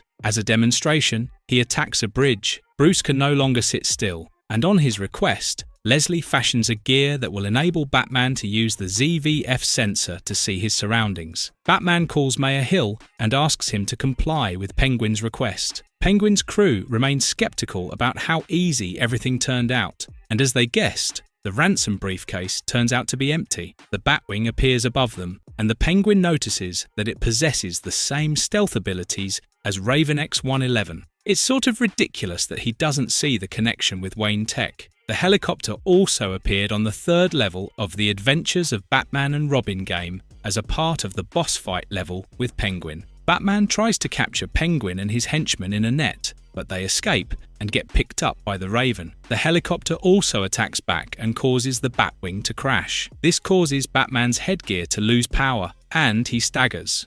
Penguin and Falcon notices that Batman has taken a hit and follows him. Batman salvages the last bit of power to subdue Falcon, but Penguin realizes that Batman has gone blind. As Penguin pushes Batman to fall into molten steel, he grasps a cable and hangs to the ceiling. When water falls on Batman's face, he realizes there's a pipe in the vicinity and uses it to cool down the heat of the steel. Steam engulfs Penguin, who coughs and gives out his location to Batman. The Penguin is subdued and arrested, while the next day, Leslie removes Bruce's bandages. With Bruce being able to see again, it spells doom for the darker society of Gotham. The Demon's Quest, Part 1. After Robin sneaks back into his room at Gotham University, he is kidnapped by a group of mysterious people, with the leader wearing a devilish jackal mask. After almost 2 days, Batman receives a mail with a picture of Robin tied up. Clearly, Robin and Batman's real identities are known to these people. The Batcave's security is also questionable, as Ra's al Ghul and his servant Ubu appear out of the shadows and claim that Talia and Robin are abducted together. Ra's also shows Bruce a photograph for proof, and he recognizes the picture of the kidnappers as a gang from Calcutta. Ra's is sick and coughs frequently, while Ubu prevents Batman from moving ahead of Ra's. The episode is based on Batman with Robin the Teen Wonder, Volume 1, Issue number 232, story Daughter of the Demon, which was written by Denny O'Neil and featured artwork by Neil Adams and Dick Giordano. On their way, Ra's explains that he confirmed Batman's real identity based on the goods bought by Bruce Wayne and compared it to the description provided by Talia. As Ra's starts coughing again, Batman gets suspicious. Once they arrive in Calcutta, Batman gets ambushed by the mercenaries. As Batman catches one of them, he terrifyingly reveals that Robin and Talia are now moved to Malaysia. Next, as they drive through the last rainforests of Malaysia, Ra's rants about the destruction of nature by businessmen like Bruce and insists on using force and not money to rectify the situation. They find a temple, and surprisingly, Batman is the first one to enter it. The doors close as soon as he enters, and a Black Panther is released. Batman fights and subdues the Panther with an ampule of sleeping gas. At this point, Ubu breaks the door for Ra's to enter, and they examine a map that indicates a location in the Himalayas. As they fly over the Himalayas, Ra's again starts coughing, and Ubu mentions getting him to the pit. Batman parachutes down, but missiles zoom past him and blow up the helicopter, which crashes on the snow. He evades the open firing and finally finds Robin in a cave. As Batman frees Robin, Ra's al Ghul and his men enter the cave, revealing he is the one wearing the jackal mask. However, Batman claims to be already aware of Ra's orchestrating everything. It appears all this was a test, as Ra's wants Batman to marry his daughter and be his heir. Batman rejects the offer, earning Ra's ire. But as Ra's suddenly suffers a coughing fit, he is taken to the Lazarus Pit. Talia claims that the pit has kept Ra's alive for 600 years, and Batman helps lower Ra's to the pit. But what emerges is a more demonic and younger Ra's al Ghul, who lifts Talia and laughs maniacally.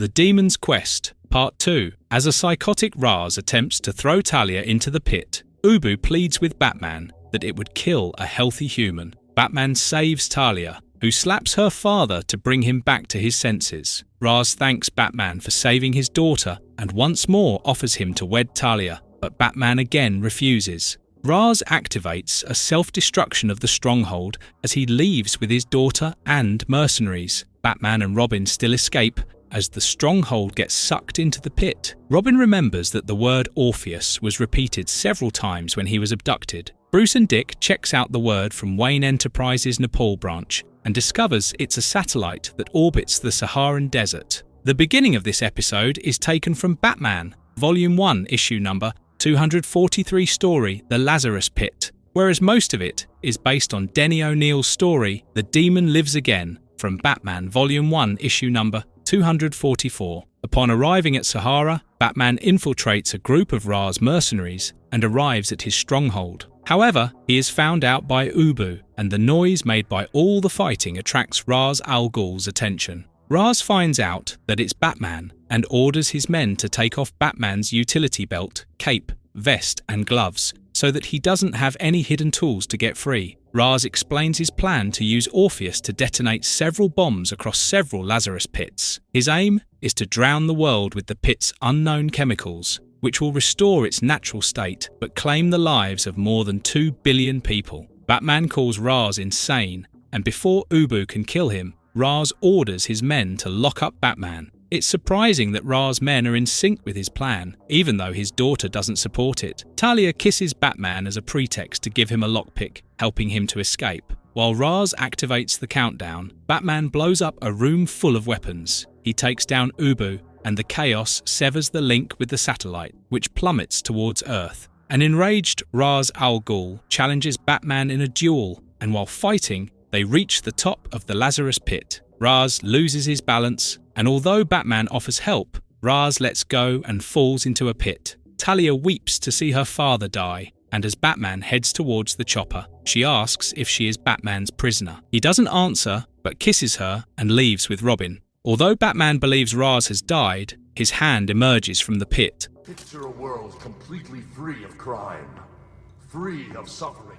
His silicon soul. When a bunch of thieves break into a Cybertron warehouse, Batman breaks out of a crate and apprehends them. One of them shoots Batman, only to reveal open circuitry in his tummy. Robo-Batman stumbles into Wayne Manor, and when he looks into a mirror, a reflection of Hardak appears momentarily. Robo-Batman gets confused, and Alfred recognizes it as one of Carl Rossum's duplicants. Alfred escapes into Batcave and gasses it, but Robo-Batman pulls off Alfred's mask, rendering him unconscious. Robo-Batman searches for duplicants in the Batcomputer and finds out the last known location of Carl Rossum. Meanwhile, the real Batman meets Commissioner Gordon and clarifies to him that he is not the one to catch the thieves. Batman also finds a microchip on one of the criminals and arrives at Rossum's farm outside Gotham City. Rossum feels disturbed as Batman brings up his past and informs him that the police have confiscated every remains of Hardak. As Batman leaves, the Robo-Batman confronts Rossum in his greenhouse. The duplicant asks for Rossum's help in obtaining another body. This reminds us that Bruce Timm's character designs were also used for the minifigures in LEGO Batman Toyline 2006. The robot aggressively demands Rossum to tell him the location of Hardak when the real Batman arrives and battles him. Batman prevents Rossum from destroying the robot, but the robot manages to bring down the greenhouse and escapes. However, it saves Rossum from being crushed. The duplicant arrives at Police Warehouse and activates the confiscated items. He inserts a device in his skull that enables Hardak to gain control over him. Batman also arrives, and another battle ensues, which ends with the robot throwing Batman into the river. The duplicant returns to Batcave and begins using the Batcomputer to access every computer on Earth and create duplicants to replace humanity. Batman also returns and engages the duplicant while Alfred tries to disable the program, but gets shocked by the device. Batman points out to the duplicant that he cannot take a life. It appears Robo-Batman is more like real Batman and has even overridden Hardak's programming. When Batman falls from a cliff, The duplicant is driven mad as he realizes he has taken a life. Robo-Batman sacrifices his life to destroy the computer. Fortunately, Bruce is a millionaire, as the Bat computer taking so many hits would have made him bankrupt. Batman climbs up the cliff and muses that the duplicant had a soul of silicone. Begone, thou foul bat demon! Fire from Olympus. The episode begins with Commissioner Gordon waiting for informant Yanis Stavros, who is running late. Yanis gets chased by thugs until their boss electrocutes Yanis with his lightning rod. Gordon finds Yanis and takes him to the hospital, but he is surprised to learn that Yanis was struck by lightning. When Gordon tells Batman everything, they realise that Yanis might know something about the new energy weapon stolen from Maximilian shipping lines. Maxie's office building is called Olympus, and its roof is made to look like a Greek temple. Maxie has a clear case of delusion as he thinks of himself as the great Zeus, while he considers his girlfriend and assistant Cleo as his muse. Cleo is not amused by the make-believe world and pleads with Maxie to come back to himself. It's kind of hilarious when Batman appears on Batwing and Maxie calls him Hades. When Hades, I mean Batman, asks Maxie about the energy weapon, Maxie shows off his thunderbolt-shaped lightning rod, which is the same one he used to strike Stravos. He gets angry at Batman for bothering him and threatens him to leave. It is revealed that Maxie has stolen his own lightning cannon. Although unrelated, it might intrigue you that Bruce Timm also created a character sketch for Victor Zash, but Paul Dini turned it down as Zash is considered the darkest Batman villain who has no quirks and would not be approved by the broadcasting standards. Batman appears in Cleo's room and seeks her assistance in helping Maxie. Cleo confesses that the stress of business got Maxie all confused and riled up in a mythological world. Cleo sneaks Batman to the building, while Maxie gets crazier as he shoots down a police blimp with his cannon. Cleo makes it to the rooftop and berates Maxie for his actions. Maxie comes to himself for a moment, but again gets pulled back as Zeus. He orders his men to tie Cleo to the front of the cannon. One of the thugs refuses, and Maxie strikes him with the lightning rod. However, Maxie notices Batman in the house and uses snakes and a boar to attack Batman. Batman still manages to climb up the building and confront Maxie. He takes down the Firing Stone Harpies and also defeats Maxie. Batman rescues Cleo, but Maxie prepares to fire the cannon again. Batman grabs the lightning rod and uses it to destroy the cannon, but as Maxie jumps and hangs onto the rod, he gets electrocuted and falls onto a ledge. Maxie survives, but is taken to Arkham Asylum, which finally makes him feel at home.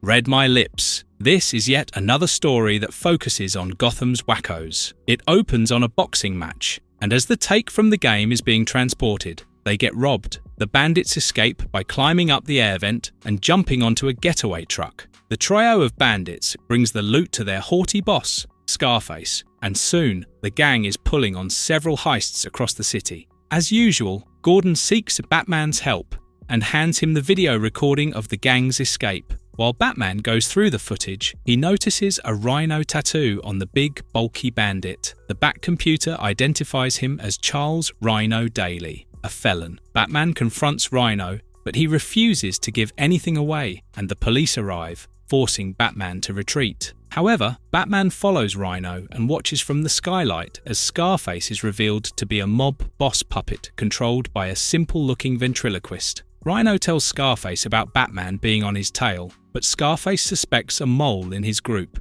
At night, Batman sneaks into the ventriloquist's room and interrogates him. Batman leaves a bug underneath the ventriloquist's bow. In the comics, ventriloquist often messed up the pronunciations, but Paul Dini felt it would affect the voice actor's performance and convinced DC to change it to be perfect. After returning to Batcave, Batman explains to Alfred that the ventriloquist has a multiple personality disorder, and he is so fine in his art that he sounds like two different people. Batman remembers getting training from Zatana on the same. As he listens to the conversations, Batman learns that Scarface and his gang are planning to rob a shipment of platinum from a luxury liner. Batman catches the bandits red-handed, but is knocked out by a pile of platinum bricks. Batman wakes up to find himself hanging like a fishbait over a pit of sharp-nailed, bloodied dummies. Scarface explains that the heist was a trap deliberately set for Batman. However, Batman plays Scarface as he claims to have had inside help and eventually blames the ventriloquist. Batman also uses his own ventriloquism skills to instigate misunderstandings. This leads to utter confusion as Scarface commands his henchmen to take out the ventriloquist, but they refuse. Scarface takes matters into his own hands, but Batman has freed himself and cuts it off with a batarang. As one of the thugs tries to shoot Batman, it hits Scarface. The ventriloquist is taken to Arkham, but he secretly keeps on creating a new body for Scarface.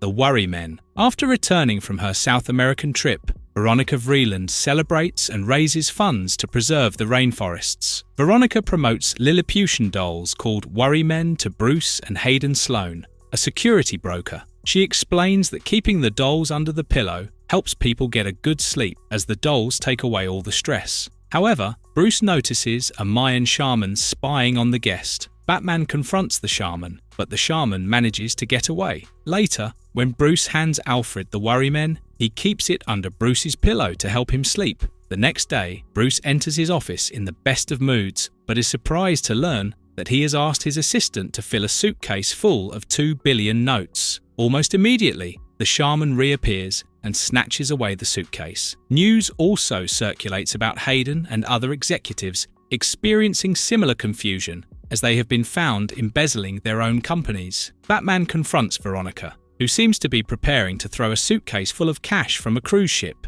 Batman stops her, but they are attacked by the shaman and 2 similarly dressed men. Batman manages to secure the suitcase with great difficulty and the shamans escape, but they find the suitcase is filled with Veronica's jewels. Batman realizes that the Worry Men are the root of the troubles and examines them at Batcave. He finds the dolls contain microchips designed to hypnotize the human mind. Batman realizes that Mad Hatter is the culprit, and we see the shaman and his men returning to him. Batman tracks down Hatter's lair to an abandoned costume supply factory. The factory tributes all Batman villains in the form of dolls, mannequins, and costumes. The Mad Hatter uses a few to fight off Batman and then sends the Mayans to combat him. After Batman is subdued, Jervis explains how he wanted to buy an island and heard about Veronica's trip, so he mind-controlled a local shaman who used to make these dolls. Here, Mad Hatter moves on every one frame, while others move after 2 frames to represent his elusiveness. A similar technique is also used in the impressive Spider-Man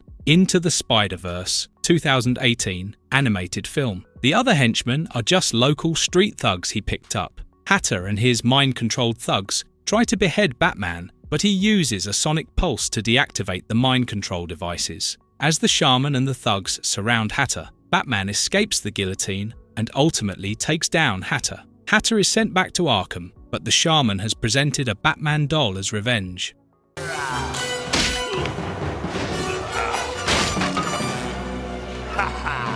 Season 2, Sideshow. As Killer Croc is transported by train, he makes a daring escape, but Batman is in the train in disguise and follows Killer Croc to the depths of the forest. However, Killer Croc is already shot by a tranquilizer dart, making it hard to escape. He manages to knock out Batman, but is unable to crush him due to hazy vision. A fall helps Killer Croc regain his bearings, and he crosses mountains to escape. Batman also wakes up and follows, but Killer Croc throws rocks at him to prevent Batman from following. Unfortunately, Killer Croc slips and falls onto a waterfall. As Croc gets swept away by the river, he gets noticed by a boy with seal-like hands and feet. Seal Boy Billy rescues Croc and takes him to his friends, a giant called Goliath, Hunchback Richard, and conjoined twins May and June. When Croc wakes up, Richard explains that they are a family of odd people and have bought the house to live a life of peace. Killer Croc pretends to be a well-behaved person and claims to be a part of a freak show where he was tortured. While the episode is based on A Vow from the Grave in Detective Comics issue 410, it did not feature Killer Croc,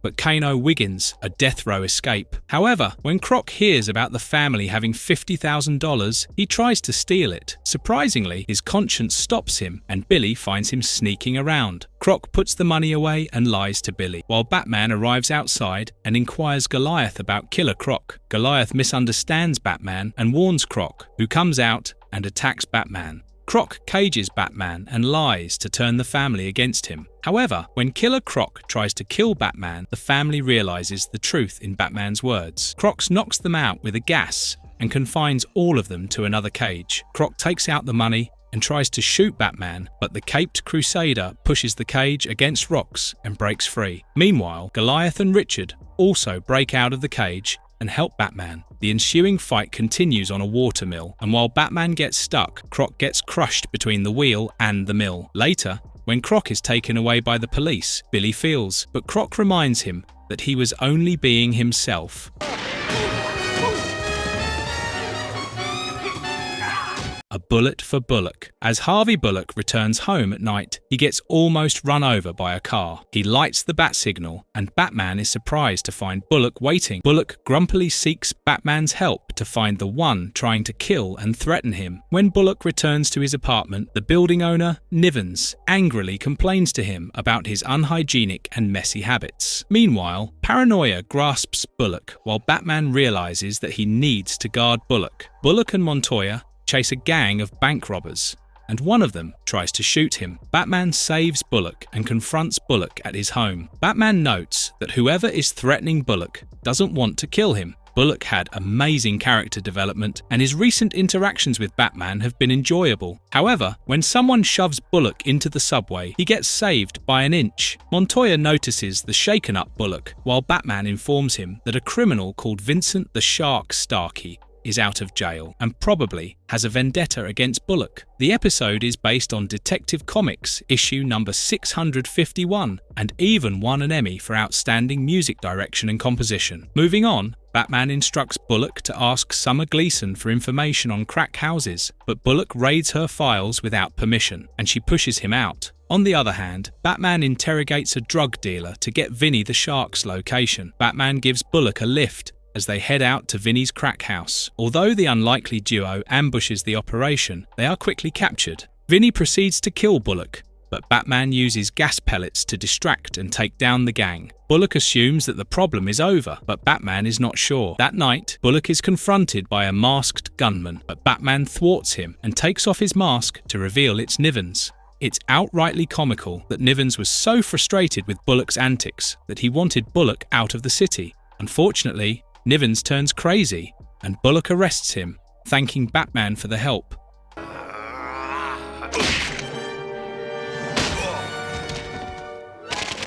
Trial. Pamela Isley, aka Poison Ivy, is sent back to Arkham Asylum as Batman apprehended her, and not the Gotham Police DA Janet Van Dorn feels the criminals in Arkham are created by Batman and complains about it to Commissioner Gordon. Meanwhile, Harley Quinn cheers Ivy and tells her that there is a party. The Mad Hatter has managed to plant mind control cards on the staff and up to serious mischief. That night, Janet meets Bruce for a dinner date and again speaks ill of Batman when she suddenly gets called to the office. Bruce realizes something is wrong when she doesn't return. Gordon signals Batman and gives him a note about Janet being kidnapped. Batman arrives at the rendezvous point but gets shot by a tranquilizer dart and attacked by Harley Quinn and Poison Ivy. Batman and Janet find themselves in Arkham, where Two-Face informs Janet that they will put Batman on trial. Janet is forced to defend Batman. Two-Face becomes the prosecutor and Joker the judge. The jury comprises the rest of the recurring villains. This plot was originally chosen for the first DC animated Batman movie, but ultimately, Batman: Mask of the Phantasm, 1993, was made. Since Batman is stuck in a straitjacket yet again, he asks Janet to play along. However,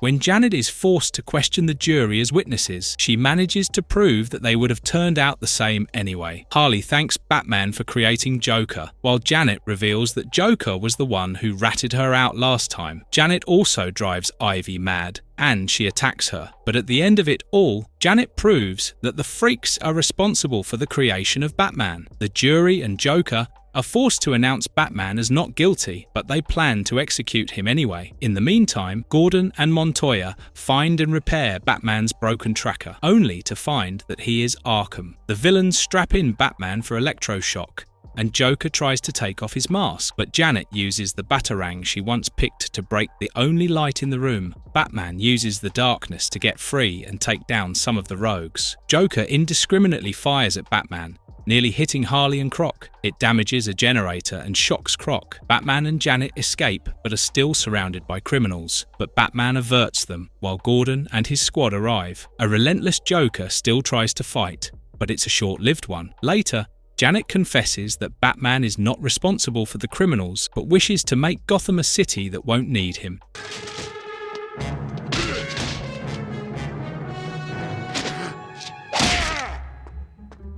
Avatar. A long time ago, in Egypt, a foreign explorer was aided by locals, and he was lowered into an underground temple. The explorer looks for artifacts, and suddenly, a doorway opens with a glowing green light. Above the ground, the men suddenly feel the rope being pulled by extreme force, and when they drag it up, the end of the rope appears burned. The men flee in horror, while a little boy watches. At present, Lucius Fox commends Bruce for donating several Egyptian antiques to the museum, one of which is half of the Scroll of Osiris. Somebody steals the scroll at night, and Batman finds that the thief is Ubu. Ra's al Ghul throws an Egyptian cobra at Batman and escapes with the scroll. Batman uses one of his anti-pills, but since he doesn't have much to pursue Ra's, he decides to travel to Gibraltar to meet Talia. Talia al Ghul is surprised to learn that her father is alive, but didn't contact her. She explains that the scroll is a part of a map that leads to the tomb of Queen Thoth-Khepera, and Ra's was always obsessed with finding her. We are unsure if Batman is only pretending, but he claims to have feelings for Talia and asks her for help in finding Ra's al Ghul. Again, something unrelated. Paul Dini was once mugged and gave up writing Batman until he decided to be his own hero. Coming back to our plot, the couple reaches Cairo and inquires about Ra's when they find a hidden doorway from a sarcophagus in one of the shops. The shopkeeper and his goons try to stop them, but Bruce and Talia subdues them. They find the completed scroll and its translation, but once more, Ra's traps them and explains how Thoth-Khepera can grant him the power of life and death. Bruce breaks the glass case they were trapped in with a sonic device, and then suits up as Batman for the final mission. Batman and Talia make it down to the tomb, where Ra's and his gang also arrive. Unfortunately, the scrolls crumble in Ra's hands, while Batman and Talia run away. In his despair, Ra's slouches to the ground and inadvertently opens a secret doorway. As he descends, he finds another chemical pit and skeletons surrounding it. Thoth-Khepera emerges from the pool and lures Ra's. As she kisses Ra's, all his life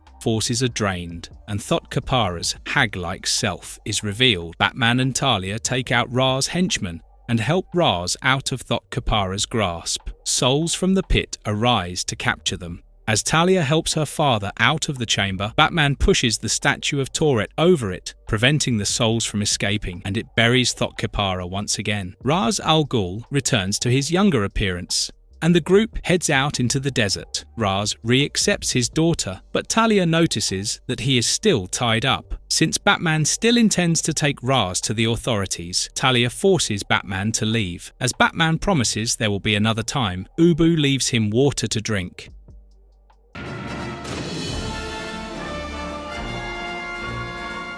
The terrible trio. 3 men wearing masks of a fox, vulture and shark rob a safe from an office building. They humiliate the security guard for making less. Robin and Batman chase after the bandits, but they blow up the pier and escape on a speedboat. The explosion breaks Robin's arm and Batman saves him. The media calls out the robbers as the terrible trio. A few days later, Bruce attends an elite event where wealthy young Warren Lawford and his fraternity brothers, Army and Gunther, complain about a rich, boring life. They tease Bruce for being kind and doing charity. The party is also attended by businessman Sheldon Fallbrook and his estranged daughter Rebecca, Warren's girlfriend. When Rebecca fears getting reprimanded for excessive spending, Warren volunteers to pay for it. However, that night, Warren and his friends wear animal masks to break into Fallbrook's house. They steal his money, and Warren punches Fallbrook unconscious. As Fallbrook's diamond stick pin rolls out, Warren steals it. Batman pursues the culprits on his Batmobile, but Warren instructs his friends to dump the money on the street. As people rush to collect the free money, Batman is unable to pursue Warren. This is the worst DCAU episode, as per Bruce Timm, and we agree. But it was also the only episode entirely animated by Hong Kong-based Jade Animation Studio. Rebecca visits Sheldon at the hospital, and when when Warren appears, Rebecca leaves with him. Meanwhile, Bruce notices a ring imprint on Sheldon's face and cross-checks it to find that the ring belongs to the same fraternity as Warren and his friends. The trio has family fortunes in land, air, and sea, which further explains why they wear the masks of the predators ruling the land, air, and water. In the mountain retreat, Warren tries to cheer up Rebecca, but when the diamond pin falls from his pocket, he reveals everything. Rebecca promises not to tell anybody, but Warren doesn't believe and tries to push her car from the hill. Batman saves Rebecca and takes down the men. Warren tries to strike a deal, but Batman refuses, and Warren gloats about buying off the judge. However, this obviously didn't work out, as the episode ends with Warren entering a prison cell with a murderous-looking man waiting for him. He's mine, Bats!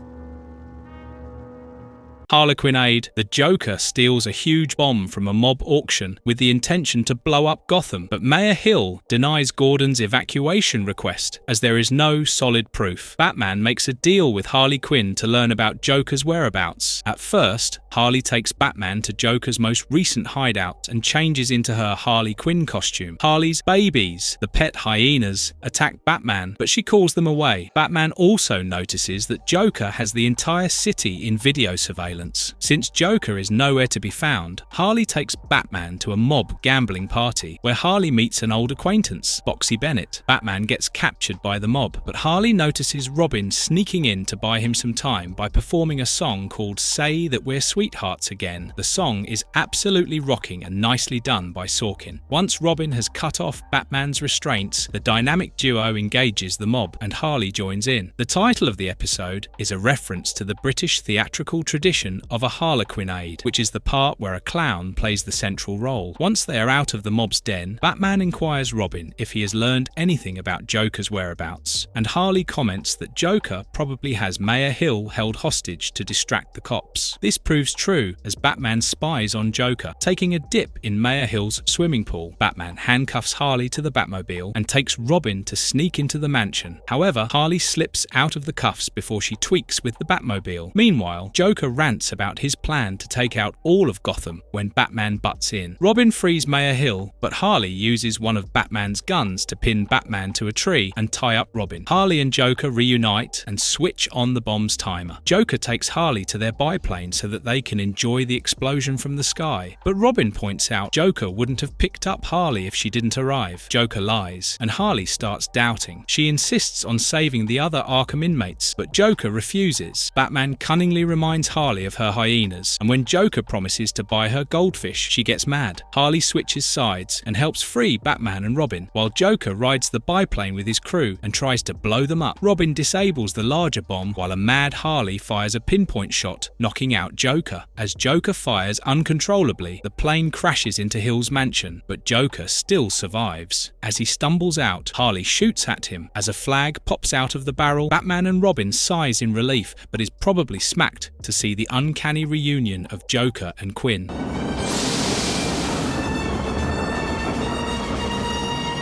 Time out of joint. As Bruce and Dick attend a charity auction, the Clock King prepares to make his comeback. Dick is the first to notice him, but the Clock King seems to have discovered time travel and steals a Louis XVI clock right in front of the people. When Batman, Gordon and Robin watch the security video of the vanishing clock, they notice Temple Fugate's hand in slow motion. Meanwhile, Fugate returns to his employer, Dr. Wakati's mansion, where he works as Butler Harold. Dr. Wakati has devised the tool that alters time and intends to use it for good, but he is unaware that Fugate is using it. This series is a part of the Radomski era, as producer and director Eric Radomski has helmed this show and also the DC animated movie Batman: Mask of the Phantasm. He is also responsible for the show's unique vintage gothic style, which is rather prominent in episodes such as this. While Batman, Robin and a police task force look out for Fugate, he enters Mayor Hill's building by freezing time. Fugate tries to heckle the mayor, but Batman and Robin intervene and manage to drive Fugate out of the building. While escaping, Fugate trips over a large woman and gets smacked by her, which is very satisfying to watch. Fugate escapes and freezes the police, but he notices the Batmobile and gets an idea. Fugate returns to Wakati's mansion, but gets discovered by him. He uses the device to slow down Wakati in time. In the meantime, Batman and Robin examine the broken piece of the time-altering device and find it's Dr. Wakati Wuakaty's technology. They get on the Batmobile, but Fugate has planted a device in the car that slows down their time. Batman assesses that if a car hits them now, it can result in an atomic explosion, and so he destroys the device. They came out on time, but 48 hours had passed already. Fugate plants a bomb on the podium in front of the courthouse, while Batman and Robin reach Dr. Wuakaty's house and help him. They discover Fugate's plans and ask for Wuakaty's help to learn how to use the device. They use the device to ride their motorcycles super fast and reach the courthouse. However, it's too late as Hill has already triggered the device, so Batman takes the bomb and attaches it to the time device before dumping it into the water, while Robin captures Fugate. Later, Dr. Wuakaty keeps away the device as he feels the world is still not ready for his invention. Too close.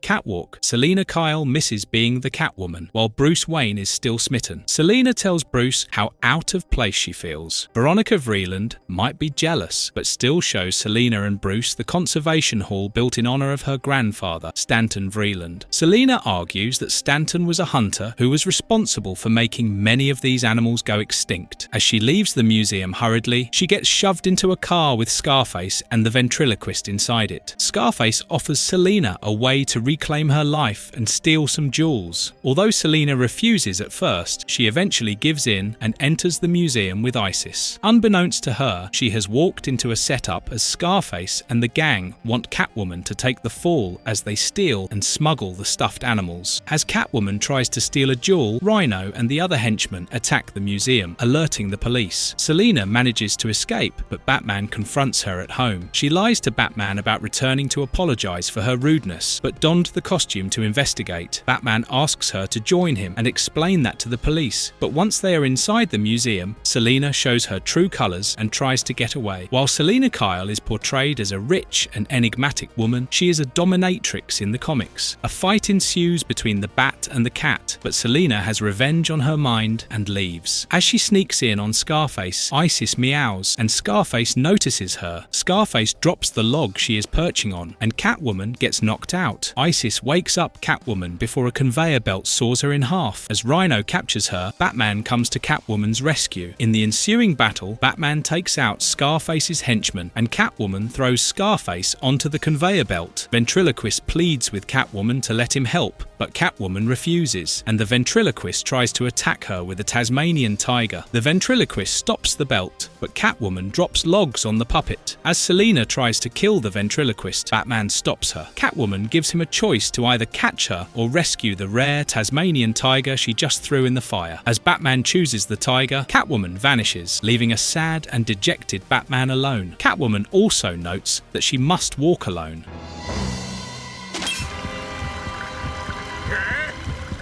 Bane. Mob boss and businessman Rupert Thorne is tired of being stumped by the Dark Knight and hires the chemically powered super-strong Bane to finish off Batman. Candace picks up Bane from the airport, while Thorne gives Bane a suitcase full of diamonds as payment. However, the super-confident Bane wants to know how Batman fights and wants to tail Killer Croc. Batman and Robin thwart one of Killer Croc's raids, but Croc manages to escape their grasp and gets inside the sewer. He is still not saved as Bane punches through the walls and beats down Croc, while he brutally smashes the Batmobile to throw a challenge at Batman. Batman visits Croc and, with a little bit of persuasion, he learns Bane. Batman explains to Alfred that Bane is the product of Project Gilgamesh, a scientific experiment done in a Cuban prison to create super soldiers. Batman is secretly mad at Bane for messing up his car, but wonders who will be able to afford the high fees of hiring Bane. Alfred names Thorne, but unlike the comics, Bane's mask in this series exposes his nose and mouth. The episode also references several stories and dialogues from the Nightfall comics. Meanwhile, Bane and Candace spend time together, plotting to overthrow Thorne once they are done with Batman. They are interrupted by Thorne's arrival while Robin spies on them from afar. As Candace leaves the building, Batman follows her on a repaired Batmobile, while Robin gets ambushed and captured by Bane. Batman interrogates Candace in her apartment, and she praises her new beau Bane, who calls Batman to tell him about Robin. Batman notices notices Robin's clothes in a nearby building and follows instructions to reach the wharves. Bane chains a semi-naked Robin with weights, but he stops Candace from unmasking him and lowers Robin into the ship's hold. Batman arrives and Bane pumps up chemicals to boost his power, and they get on to an epic combat. Batman succeeds in averting Bane and helping Robin out of the restraints before he is drowned. While Bane and Batman fight, Robin engages Candace in the water. Robin wins the bout while Batman damages the controls on Bane's hand, which starts pumping excessive chemicals into Bane. Bane screams in agony and Batman pulls out the tube from his head, returning Bane to normal. As Candace escapes, Batman and Robin pursue her and end up in Thorne's office. Batman unmasks Bane in front of Thorne to mock him and plays a tape recorded by Robin. It reveals Candace and Bane's betrayal. Batman leaves Thorne's office satisfied, leaving Thorne to deal with the traitors.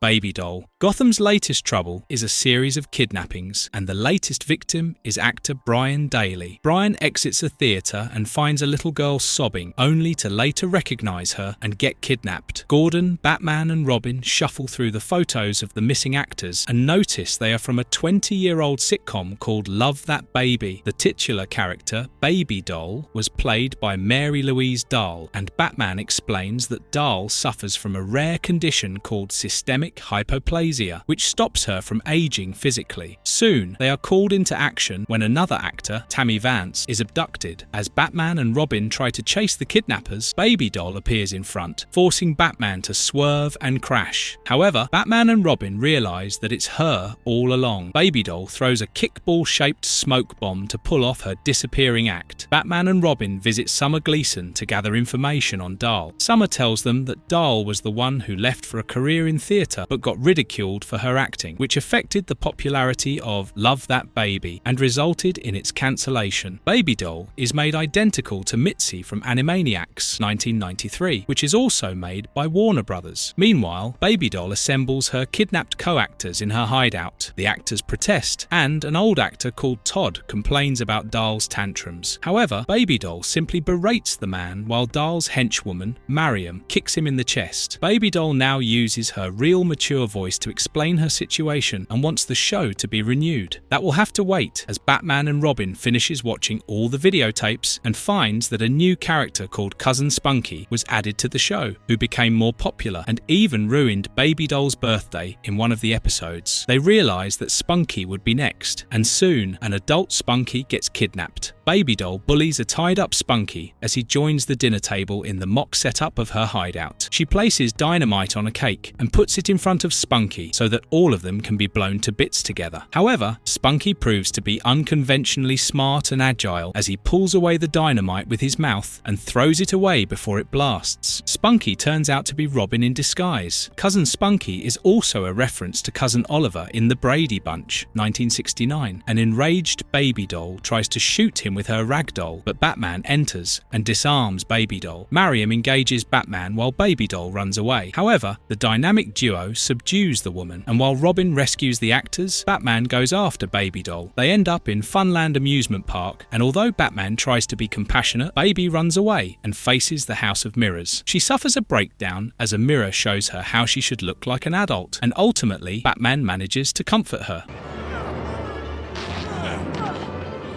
The Lion and the Unicorn. One fine day, Alfred receives a phone call from a certain cousin, Frederick, who requires his immediate help. Frederick seems to be held hostage by someone, and perhaps Alfred realises this as he leaves for London immediately with just a note left for Master Bruce. However, when Alfred waits for Frederick, two thugs appear in his place and try to kidnap Alfred, but he escapes. Alfred later calls Bruce from his hotel to tell him that he is in trouble, but the thugs break in and capture Alfred while Bruce is still on the phone. As Bruce and Dick prepare to leave for Britain, Bruce tells Dick how Alfred was previously a trained British government agent and that a cousin refers to a fellow agent. Meanwhile, Alfred finds himself and Frederick in Red Claw's den, who wants the code on a nuclear ballistic missile. Since the agents refuse to give up the code, Red Claw injects them with truth serum and waits. Frederick gives in to the drug and reveals the first part of the code, while Alfred resists as he keeps mumbling Alfred Lord Tennyson's poems. This is the last episode that aired for the series, but not the last one produced. This is also the last time Red Claw appeared in the DCAU. On the other hand, Bruce and Dick arrive at Alfred's hotel and get noticed by the goons. Batman and Robin thwart them and find that they are Red Claw's men. The duo breaks into the secret conference of government ministers who are already aware of Alfred and Frederick's disappearance. Batman forces them to reveal the location of the remote Scottish island castle, which houses the missile, and where Red Claw has taken her hostages. Red Claw sends out a message to London asking for ransom and threatening to launch the missile. Batman and Robin infiltrate the castle, but Red Claw realizes that Alfred's latest rambling is the second part of the code, and she uses it to launch the missile. Robin frees Frederick and Alfred while Batman flies on the Batwing to pursue the missile. However, Red Claw crept into the rear seat of the Batwing and grabs Batman, almost tearing off his cowl. Batman ejects her seat, and Red Claw falls into the sea. He finally destroys the missile before it hits London. Afterward, Frederick asks Alfred to stay back, but he insists he is most needed in Wayne Manor.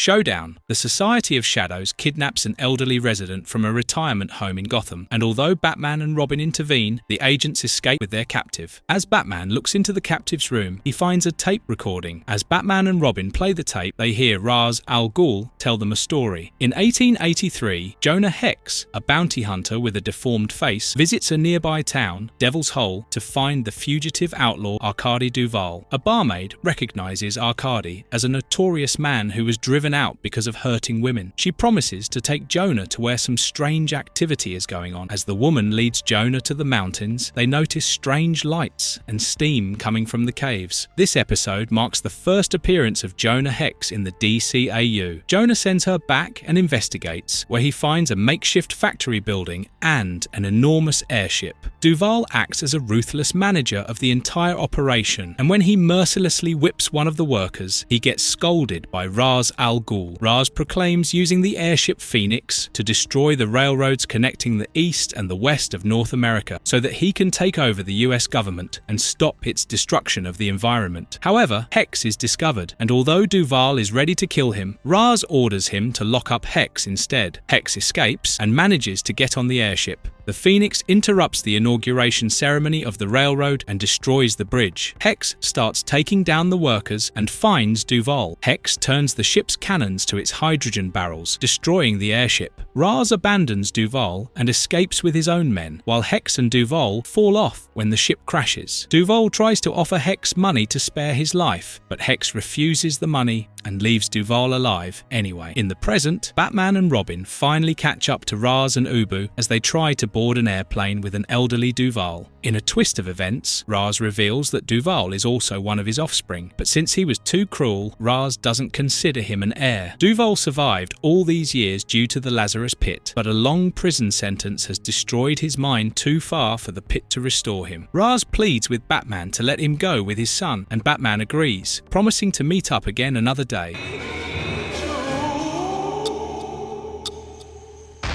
Riddler's reform. The Riddler is released from Arkham, but Batman stops Riddler and his gang from transporting a large box with his question mark. Riddler argues that he is not up to mischief, and to prove his point, Riddler introduces Batman to his new business partner, Charles Baxter, the president of Wacko Toys. Baxter explains that he is working with Riddler to release his newest line of Riddler toys. Riddler claims to be a new man, but also throws a subtle challenge at Batman. Later, when Bruce and Dick watch the news of the Newsman Company being robbed, they deduce the Riddler is the one behind it. They also watch Riddler's toy commercial and use the clues in the advertisement to discover his new target. Batman realizes it's the First National Bank, but when Riddler doesn't turn up, he understands they have misinterpreted the clue. In the comics, the Riddler is named Eddie Nashton and is bored with the numerous riddles, puzzles, and quizzes. A similar theme is also observed here. Riddler's gang robs another place while Riddler attends a party thrown by Baxter. Batman and Robin stop the thugs, but the fight leads to Robin getting injured and the thugs getting away. Riddler is surrounded by women who are impressed by his genius, but he gets a call and Batman confronts him. Riddler switches on a two-way radio toy so that the attendees can listen to their conversation. Riddler calls Batman's doubt paranoia, and publicly humiliates him, but Batman threatens him and leaves. Riddler enjoys the attention but doesn't want to return to Arkham, so he decides to eliminate Batman once and for all. Is it just us, or are the Riddler and Joker obsessed with Batman? Riddler again lures Batman to the Gotham Convention Center, where a giant riddle box waits for him. The box contains a giant TV, and Riddler appears on screen. After Riddler starts a countdown, a bomb goes off, and, believing Batman to be dead, Riddler decides to retire. However, Batman turns up, and Nigma is driven mad. He insists Batman to reveal how he survived, and also offers to tell Batman about the location of the stolen items. However, Batman refuses and records the confession for Nigma to be taken to Arkham. Later, Bruce reveals to Dick and Alfred that he survived by locking himself in a giant metal safe. Riddler's accomplices have already told the police about the stolen items, but Nigma gets crazier as Batman's survival remains a riddle he couldn't solve.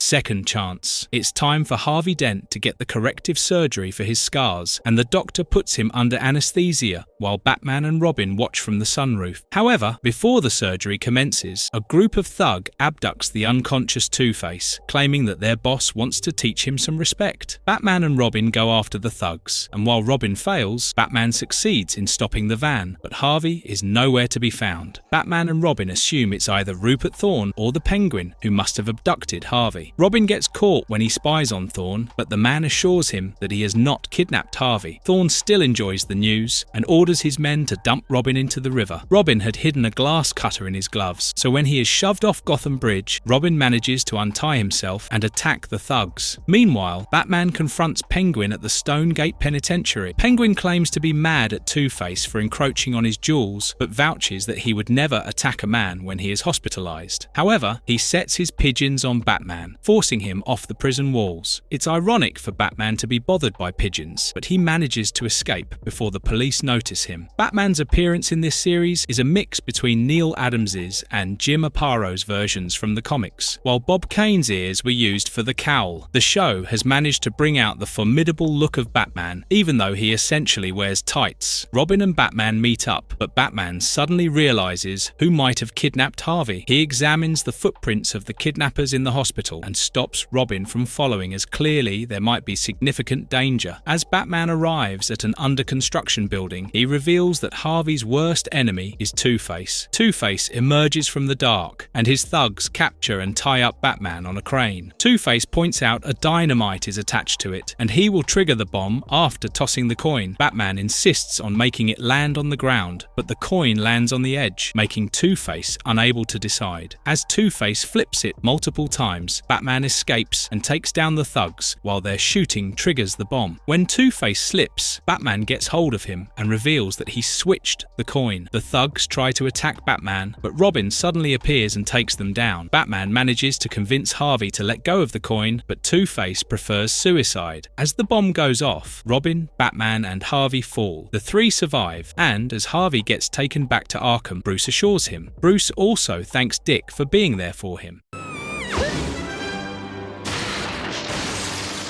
Harley's holiday. At Arkham, Harley Quinn receives a sane bill from Dr. Leland and is granted parole just as Robin and Batman return Dr. Crane to the asylum. Batman congratulates Harley and asks her to stay out of trouble. However, trouble follows Harley as she walks on the road with hyenas. People get afraid. She comes across Bruce Wayne and Veronica Vreeland shopping together. The hyenas recognize Bruce as Batman, but Harley doesn't and flirts with him. It seems Bruce too enjoys the new Harley, but disaster strikes when Harley buys a dress, but forgets to get the security tag removed. When the guard comes to remove it, Harley misunderstands and hits him. She changes into her clown costume, pushes Bruce's helping hand, and takes his car and Veronica hostage. As Harley races down the road, Bullock hits a hydrant while swerving. On the other hand, General Vreeland harasses Commissioner Gordon to find his daughter and even calls for help from the military. Batman and Robin pursue Harley as she takes Veronica and her babies to Boxy Bennett. Harley manages to convince Boxy to let them stay. Did we tell you that Harley Quinn was created based on Calliope Jones from Days of Our Lives,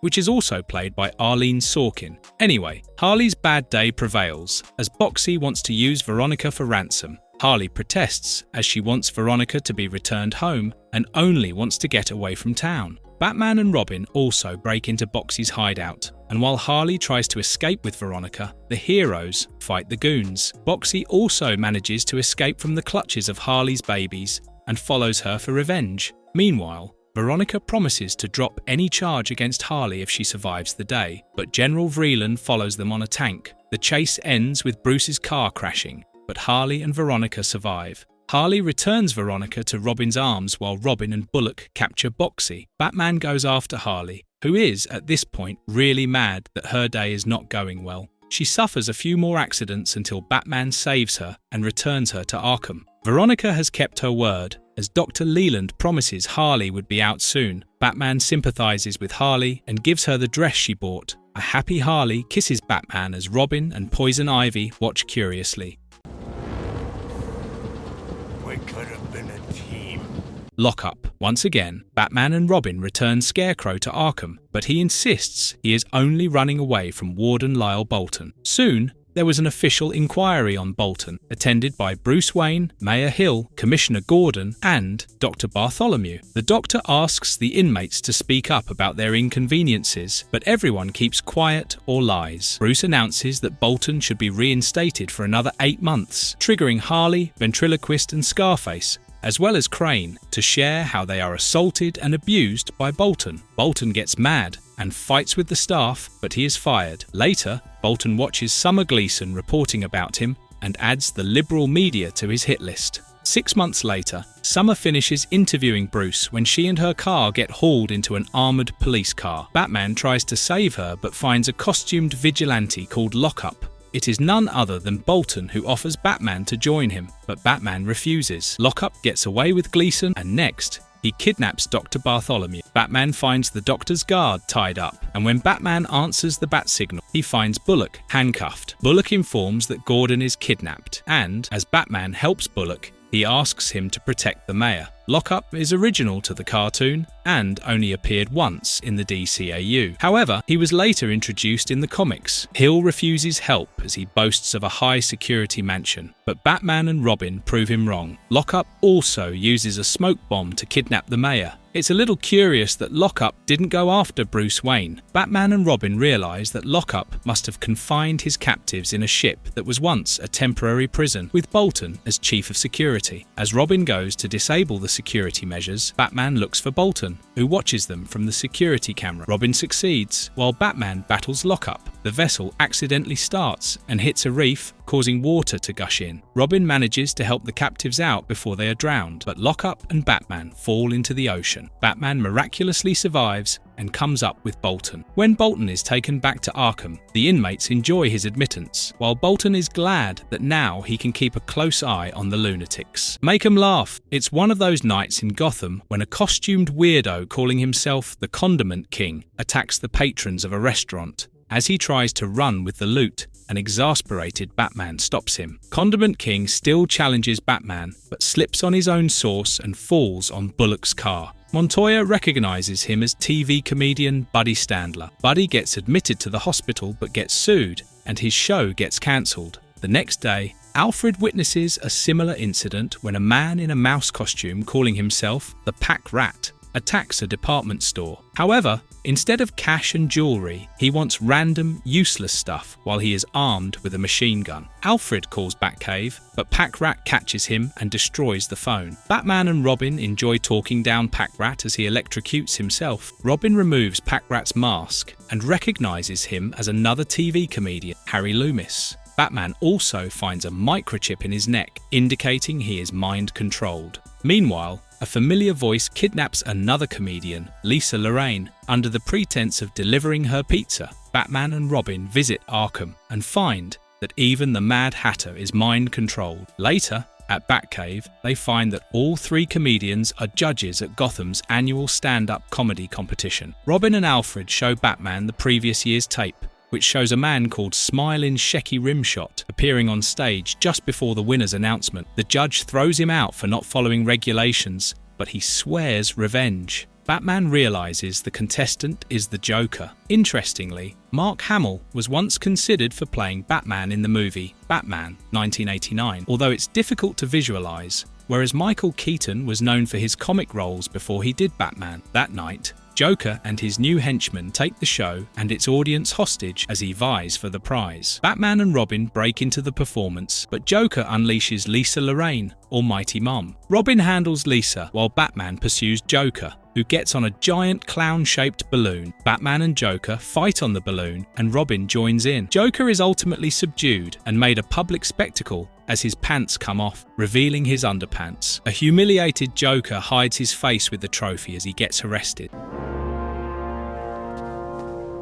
Deep Freeze. A giant robot abducts Mr. Freeze from Arkham Asylum. Batman and Robin meet Rossum to learn if it's one of his robots. Carl Rossum recognizes the robot as one of Grant Walker, a theme park mogul. The robot brings Mr. Freeze to Oceania, Walker's latest theme park. It is an artificial island built near Gotham. Walker releases Mr. Freeze and gives him back his items. Walker notes that Mr. Freeze is practically immortal and wants the same for himself. Mr. Freeze refuses, but Walker reveals that he has procured the comatose Nora Fries, who is still kept in a cryotube. Walker promises to help Nora if Freeze agrees to the offer. Walker's character is loosely based on Walt Disney, as both are theme park moguls. Batman and Robin take the Batboat to Oceania, but Walker's torpedo defense system attacks them. The duo manages to escape and swim into the city, where they find a large version of Freeze's cold gun. They learn that Walker wants to freeze Gotham and the rest of the world while the people in his utopia survive. We wonder why all of Batman's villains are a nutcase. However, the duo is captured, whereas Mr. Freeze finishes transforming Walker into a being like himself. Mr. Freeze returns to Nora, where Batman and Robin are kept captive. Batman appeals to Mr. Freeze's conscience, pointing out that Nora wouldn't want to live in such a world. Mr. Freeze is moved by the words and attacks Walker's robots in the control room. Batman and Robin join Mr. Freeze, and their actions damage the Freeze cannon. Mr. Freeze informs everyone that the city is going down, so they must evacuate. Batman asks Mr. Freeze to leave with them, but he refuses and freezes Robin so that Batman is forced to leave with him. Mr. Freeze also traps Walker in a block of ice as they go down with the island. When Walker wakes up,